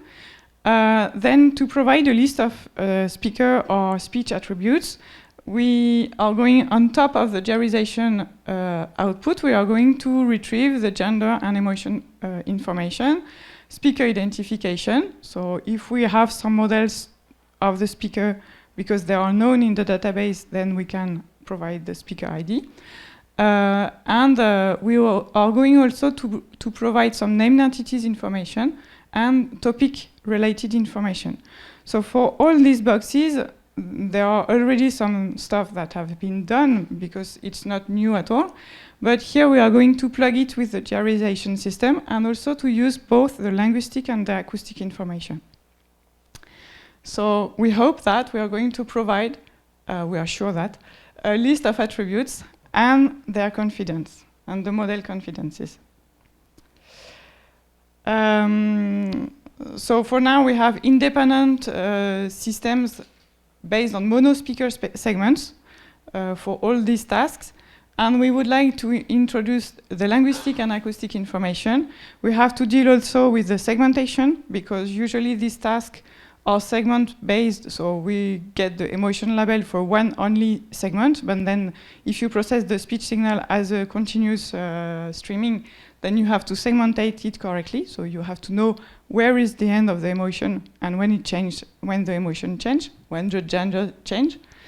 And And we can also, so I didn't talk about that before, but provide some interpretable voice characteristics. So for that, yeah, okay. So for that, it is more related to prosodic and acoustic information. And then the last part, so for all these boxes, especially the red boxes, we would like to introduce some interpretation. So we would like to have some interpretable speaker embeddings. We know that with sparsity and binarization, we can enforce the interpretability of these embeddings, this representation. The multitask segmentation can also provide some speech information that we can also interpret. And also, the speaker identification and named entity topic have to be provided with interpretability. So, because I'm not a lot of time, I will skip this part. But just quickly, the idea, there is a lot of ideas that are possible. So the idea of having sparse and binary embeddings is to use, for example, an auto-encoder in order to transform the X vectors or the speaker representation into interpretable X vectors. This is one first attempt, and another attempt is to build a speech segmentation model, so the one on top of this image, and then to use the embeddings at different layers to build an interpretable model that can retrieve the same label as the previous one. But for example, here we use non-negative matrix factorization, and it could help to understand how the model is behaving. So I will skip this part. And finally, the evaluation of interpretable attributes is a very hard task because we don't know so far what exactly is an interpretable attribute. So at first we have defined, or we are currently defining a dictionary or ontology of interpretable attributes derived from labels and classes, acoustic, prosodic, speech, and speaker attributes, so F0, for example. And then we have to evaluate the meaningfulness and accuracy of this representation. So we have to investigate how they are robust to new data, to provide visualizations and statistical analysis, and to design a perceptive evaluation, for example, intrusion test or common sense using similarity. And finally, if we go back to the archivist problem, we can wonder, is this knowledge of interpretable features really helps the annotator to speed up the process and eventually to explain the decision of the model. So the perspectives is to improve the systems in automatic speech recognition, speaker diarization, speech segmentation, and also to foster explainable AI research for speech processing. This kind of approach have a lot of applications, especially in health and forensics, but also in human sciences, because we have in the law the right of an explanation, so we are going into this direction. And yes, when I presented this project in December, I didn't expect so much interest in the diarization and explainability. So far, there are 31 participants in this team, so it's quite huge. 33 are full-time participants. There is 9 countries, 13 institutions, 2 companies, 9 women and 22 males, and 80 seniors and 13 students. So I hope we are going to make a very good job.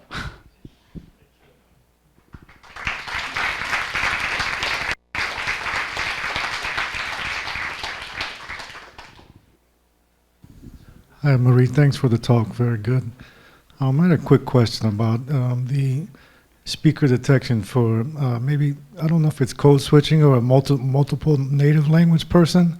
So if a person that speaks native Spanish and native Catalan, are you able to detect the same speaker ID for both, and are the embeddings equal? This is a very good question. We have not addressed this aspect in the workshop, but of course, in the data we have, there are some code switching. We have, for example, people that are talking two languages, but also there are some interviews in another language with the translation in real time. So of course we are going to deal with this kind of information, and mainly in the transcription. Yes, it will be a hard task.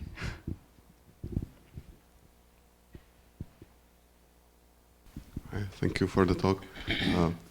I'm no expert in speaker diarization or verification, but during the last 2 weeks, it seems that there are two contradictory things. Like if you have a speaker or like embedding with a context, the embeddings with context tend to, or it seems that they tend to remove the speaker ID information. So can you comment on that, how these two opposite things, like contexts and the speaker ID information, goes together? Yes, with the END approach, so end-to-end neural diarization, so Hervé presented in the summer school, if we extract the attractors embeddings and you plot it in relation to the speaker, of course you don't find the speaker information, you find a speaker information related to the segments you're dealing with. So there is, we have some preliminary results that if we include a speaker loss in the END model, then we can force this representation to be more speaker dependent and less segment dependent. So this is something that we want to address. But in the project, there are two aspects. We are going to deal with the END. So far, it's quite new. We have to investigate a lot of things on this, especially the speaker information. And the other way is to use the speaker embeddings classically. We can retrieve with the X-vector system. So for that, we are sure that it is a speaker representation. So we have a risky part and a confident part. One observation and one question. And first I thought, really this is a fusion of author attribution and speaker diarization, which is nice. And regarding explainability, you mentioned explaining to annotators. Are there also benefits to explain to developers to help them improve systems? Yes, so the final goal is to provide some voice attributes and voice characteristics. So these voice attributes probably at the end of the workshop will be expert interpretable, but not maybe for the annotator. For example, if I present a F0 intonation curve, probably the annotator will not do anything with that. So that's a very good point. And the other point is when we explain how the model behaves, for example, if we have some acoustic probes to detect the gender at different layers of the model, we can explain the model behavior to an expert computer scientist, but I don't know so far what kind of information we can provide to the annotator then. But these two aspects are very helpful in order to go in this direction of explainability. Thank you for the talk. I would like to ask, what are the tags for the genders? Are there the binary male, female, or you go as the spectrum as it is right now? So far in the data, so the data was collected before 2014. So this question of binary or not binary was not a question. So we have only binary labels. So far, I don't know any, I'm not aware, but maybe there are existing some databases that are annotated with a continuum of gender. And probably when we are going to explain this information, and we know that we have some plots for that, there is a continuum between male and female. So I cannot answer because I don't have the answer. I just know that in the data we don't have the information, but probably in the speech information we have something that is more continuous. And one thing that could be interesting is also if the model says that, okay, this person is a woman, but the F0 confidence is quite low, maybe we can infer that probably it's not a woman, or maybe it's a woman that have a voice of man. So let's interpret the results.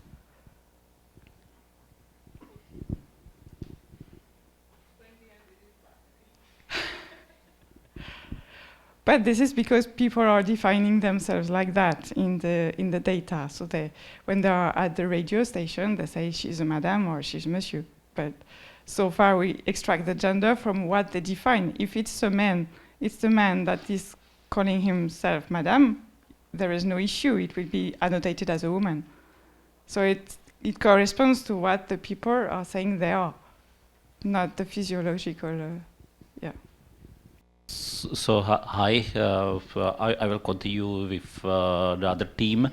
My name is Petr Schwarz. I'm from Brno University of Technology, and I based Phonexia some times ago.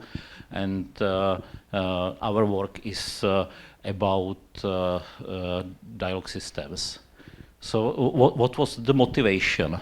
Basically, in our country, we have a project with emergency lines. We developed a dialogue system for them. Because there are national disasters time to time, and the lines are overloaded. There are many repeated calls. For example, the road is blocked and all the people are calling. So we built a dialogue system using the classical approaches, and basically there were groups of data scientists listening recordings. We have like 5 million recordings, and the people were coding the questions and answers manually. So it was really hard work. And it was really time-consuming work. We are not sure if we had good sample of the data that the data scientists listened. So that time I said there must be a way how to do it faster, how to do it cheaper, and mainly this manual structure is still very artificial, so I said there must be a way how to get more natural, more fluent dialogues. So I asked colleagues who run companies, and basically they said, yes, we have this problem and we would like to solve it, we would like to work on it with you. And I asked colleague from the academia, and the colleague said, yes, this is a nice topic, let's meet and work on this topic. So how to approach this? Basically, building and deploying a dialogue system from scratch is hard and time-consuming. It's a huge risk for companies. So we would like to be able to do it step by step. Basically, we would like to evaluate what happened if we do the next speaker turn, or the agents will do the next speaker turn, and if we move forward towards the dialogue goal, and if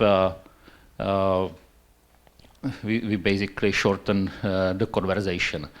So in practice, such systems can be deployed parallelly in shadow mode, listening the conversations. And if we have some initial model trained, the model can advise to the agents. If it is textual chatbot, it is easy. The agent can click enter or can replace the answer. And if the model is good enough, something can be done automatically. Probably several agents can process the same call, and at the end we can have maybe fully automatic dialogues. About team, actually, initially we started with small team, but any time I mentioned this topic, there was someone asking, please, can I join? So what I am happy that we have a really balanced team, that we have people from academia, we have people from commerce, so I marked the people from companies red. There are some people that are from both academia and commerce, but I think it's important because we can really verify that what we are doing here, it works on real data and can help companies and people. If we speak about the geography, many people are from Czech Republic because I am from there, but we have people around Europe, we have people from US. So I think you will have enough time to meet all of us during parties today. So about when we were doing the planning, we were thinking about some subtasks or how to split the work, who would like to work on what topic. So we came with 4 groups or 4 major topics. One is conceptual semantic similarity. I will tell a little bit more about it. Basically, this is how to evaluate the best path, so what to take, how to reach the goal. We would like to have some tools that can explore the dialogue structure, because we would like to learn the dialogue automatically from the data at the end. So from the data, as I said, for example, with emergency lines, we have like 5 million of recordings. Usually there is annotation, but not at word level, but some annotation with data sentence that was produced by agent, or with a data sentence, or with API calls that were used to receive information from backend systems. Then actually, me and colleagues are coming from the field of speech recognition. So there are colleagues who would like to work with audio directly, and there is also a really nice opportunity, because we can remove or bypass some errors that are done by the switch among text, audio, and so on. And we had a lot of discussion about data, so we have quite good summary what data is available. What we found that the selection is still limited, and for sure we will need to generate or augment some of the data ourselves. So this is the 4th important topic. So about this contextual similarity or contextual semantic similarity, for a while we have had a discussion how to define it, or how to approach this. How to measure what to do in the dialogue systems. And we said basically we have user, and we have human agent, and we would like to replace the human agent with AI agent. So one possibility is to basically measure what happened, what we if we do the next this agent turn, if the agent share some information, if we are closer to the expected or wanted final state.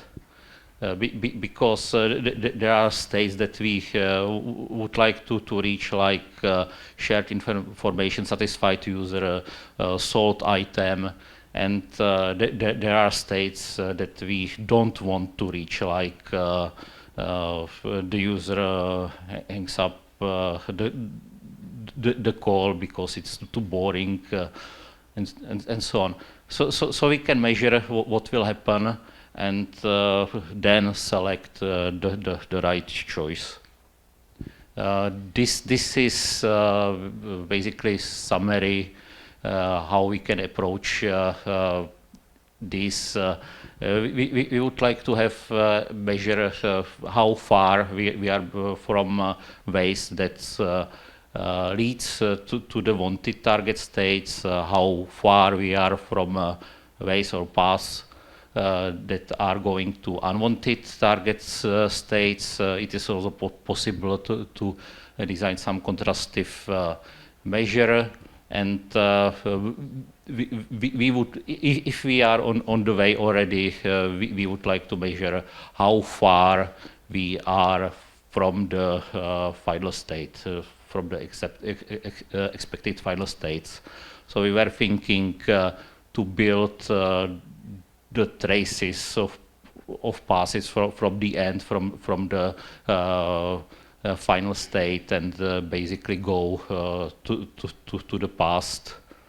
And then if we are in some state of dialogue, we can measure or estimate what will happen next. One important topic is how to do some embedding of the dialogue history, because it is possible to do it in many ways, and we would like to find what is the best ways. Or sometimes it can be, if we have recordings, it can be even how to embed the future. So one possibility is through find it through some neural network-based embedding. It can be stored as finite state graph. It can be a vector with some links, references. We need to investigate how long the context we need, if the whole dialogue, or if we can do some simplifications, maybe because of computation. And there is also an important question what to do with multiple positive paths, because we can reach the expected or the wanted state through several passes, and which one is better, what should be the strategy. The second topic is dialogue structure discovery. This is how to get the dialogue model itself, if the form should be finite state graph, because, for example, contact center agents have call scripts, or if it is better to have it stored in a different form, for example, some neural network-based embeddings. Here we did already some experiments. One dialogue structure explorer or discovery algorithm is based on clustering of semantics embeddings. One was on variational recurrent neural networks. We did also some work on optimization of FSTs representing dialogues. The connection with audio, I mentioned already. If we do the dialogue systems from audio directly, we believe we can get more natural dialogues that are more fluent. the synthesis can express specific information, keywords, and there are several people who wanted to work on this topic. It is also excellent link to the last year workshop where there was joint text and audio representation. I think this can reduce the cost of deployment of new systems really rapidly because also if we use multilingual embeddings, I think we can build also cross-lingual systems that are better and cheaper. With the data augmentation, we found that it is really hard to get the data, and we have some databases we want to work with, but we would like to make these databases harder. So we expect we will do some augmentation and we'll have data that goes from easy data to data that are more hard for our models. So this augmentation can be done, for example, using some large language models. About data, we will start with multi-voice database because it's a database that is well known in research, but this database is very artificial and it's not in spoken form. So then there is a follow-up work from Google that did spoken version of multi-voice using speech synthesis, reading, paraphrasing. So we would like to use this. There are textual-only dialogue data. Recently, the spoken was released. I think the data this week from the Alibaba people. So we are downloading it and would like to use if possible. And there is a lot of private data. So what we are developing here, we would like to test on the private data that the researchers doesn't have access, but the company people have access to this data. So we would like to get the feedback if the techniques are good enough for production. And there are many other data that we can use. This is just for people who were not here during summer school. We already prepared several exercises. One was how to fine-tune Llama language model using LoRa or quantized LoRa techniques. Basically, this enables us to do the fine-tuning really quickly. So if you are interested, you can go to the exercise. And then we have one more exercise for this dialog structure explorer or discovery. It is done through k-mean clustering of LAPSI embeddings.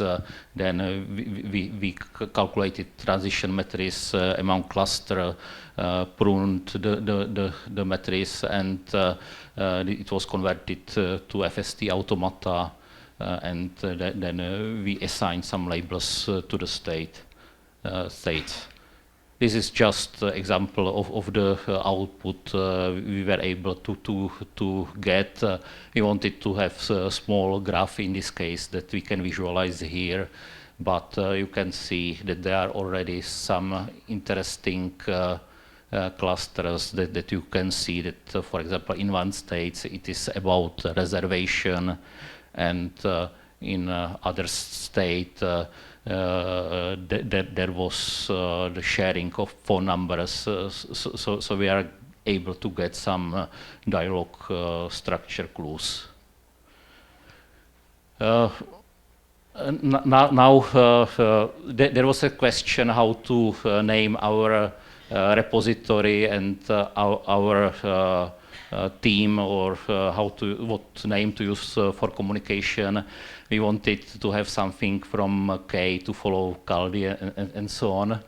So we asked Květa Vostra from Salted say customer experience, and she proposed one name. I already managed to misspell it, so I think we will have more discussion in the team, but it may be something like KR Dialogues or something like this.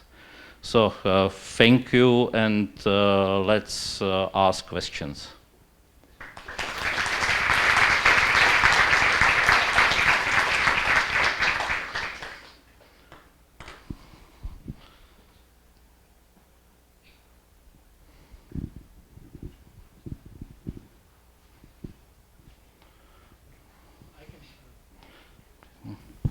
So I had a sort of, I wouldn't call it a question, it's more like a lack of clarity on my part about if you want to go from just say transcripts of dialogues and induce some kind of structure into them, it seems like a familiar problem. People have kind of looked at things like that before, but one of your threads is to go directly from the audio, right? So I guess what's not clear to me is, do you really expect the semantics?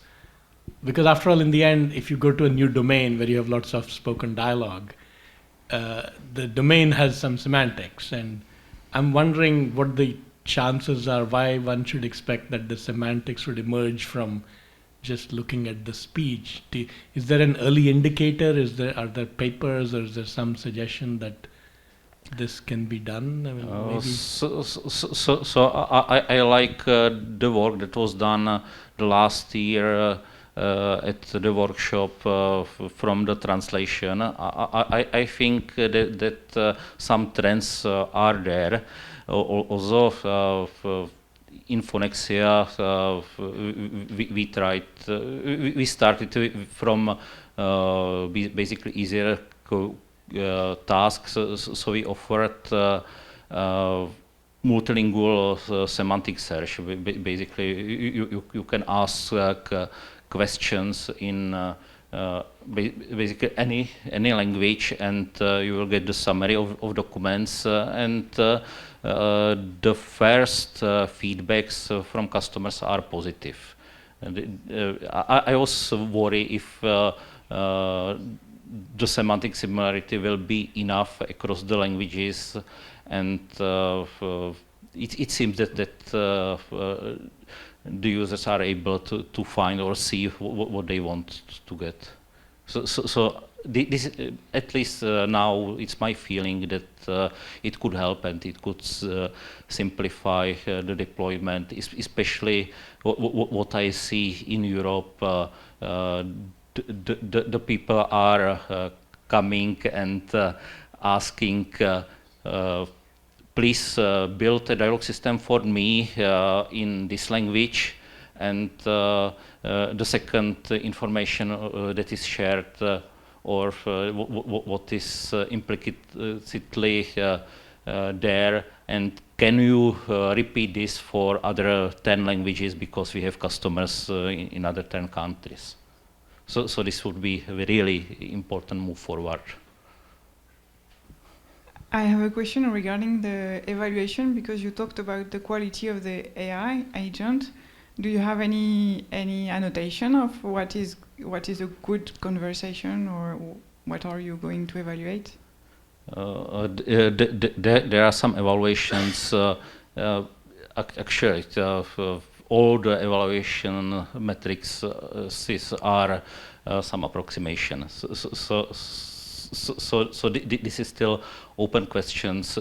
So in contact center, usually it is if the wanted state was reached. For example, if it is outbound contact center that is selling items, if it was sold, then there are several more measures, because the time of people or the infrastructure costs something. So how long is the dialogue? If we can shorten the call, it is very significant cost reduction.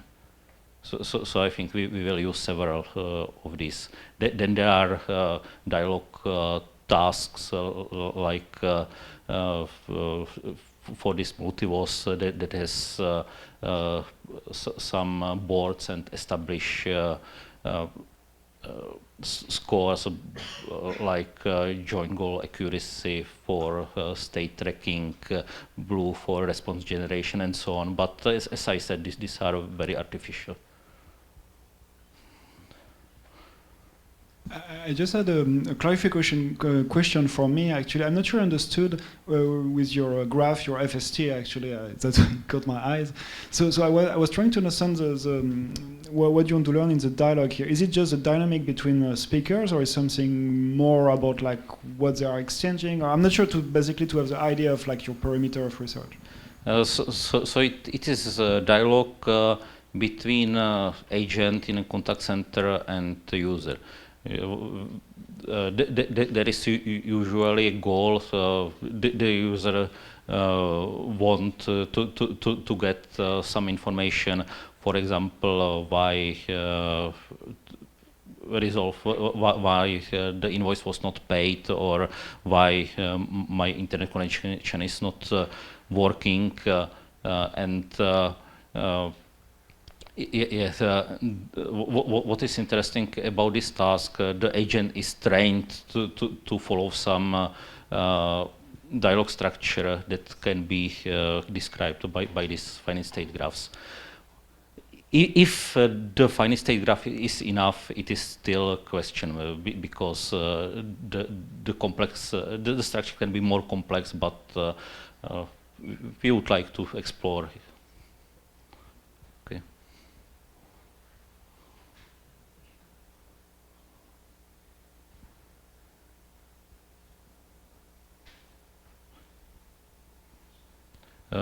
So we can discuss during lunch and later. I'm sure that we will have a lot of things to discuss. I think that there is a lot of overlap with Luca's team and these FSTs, so we will be meeting frequently.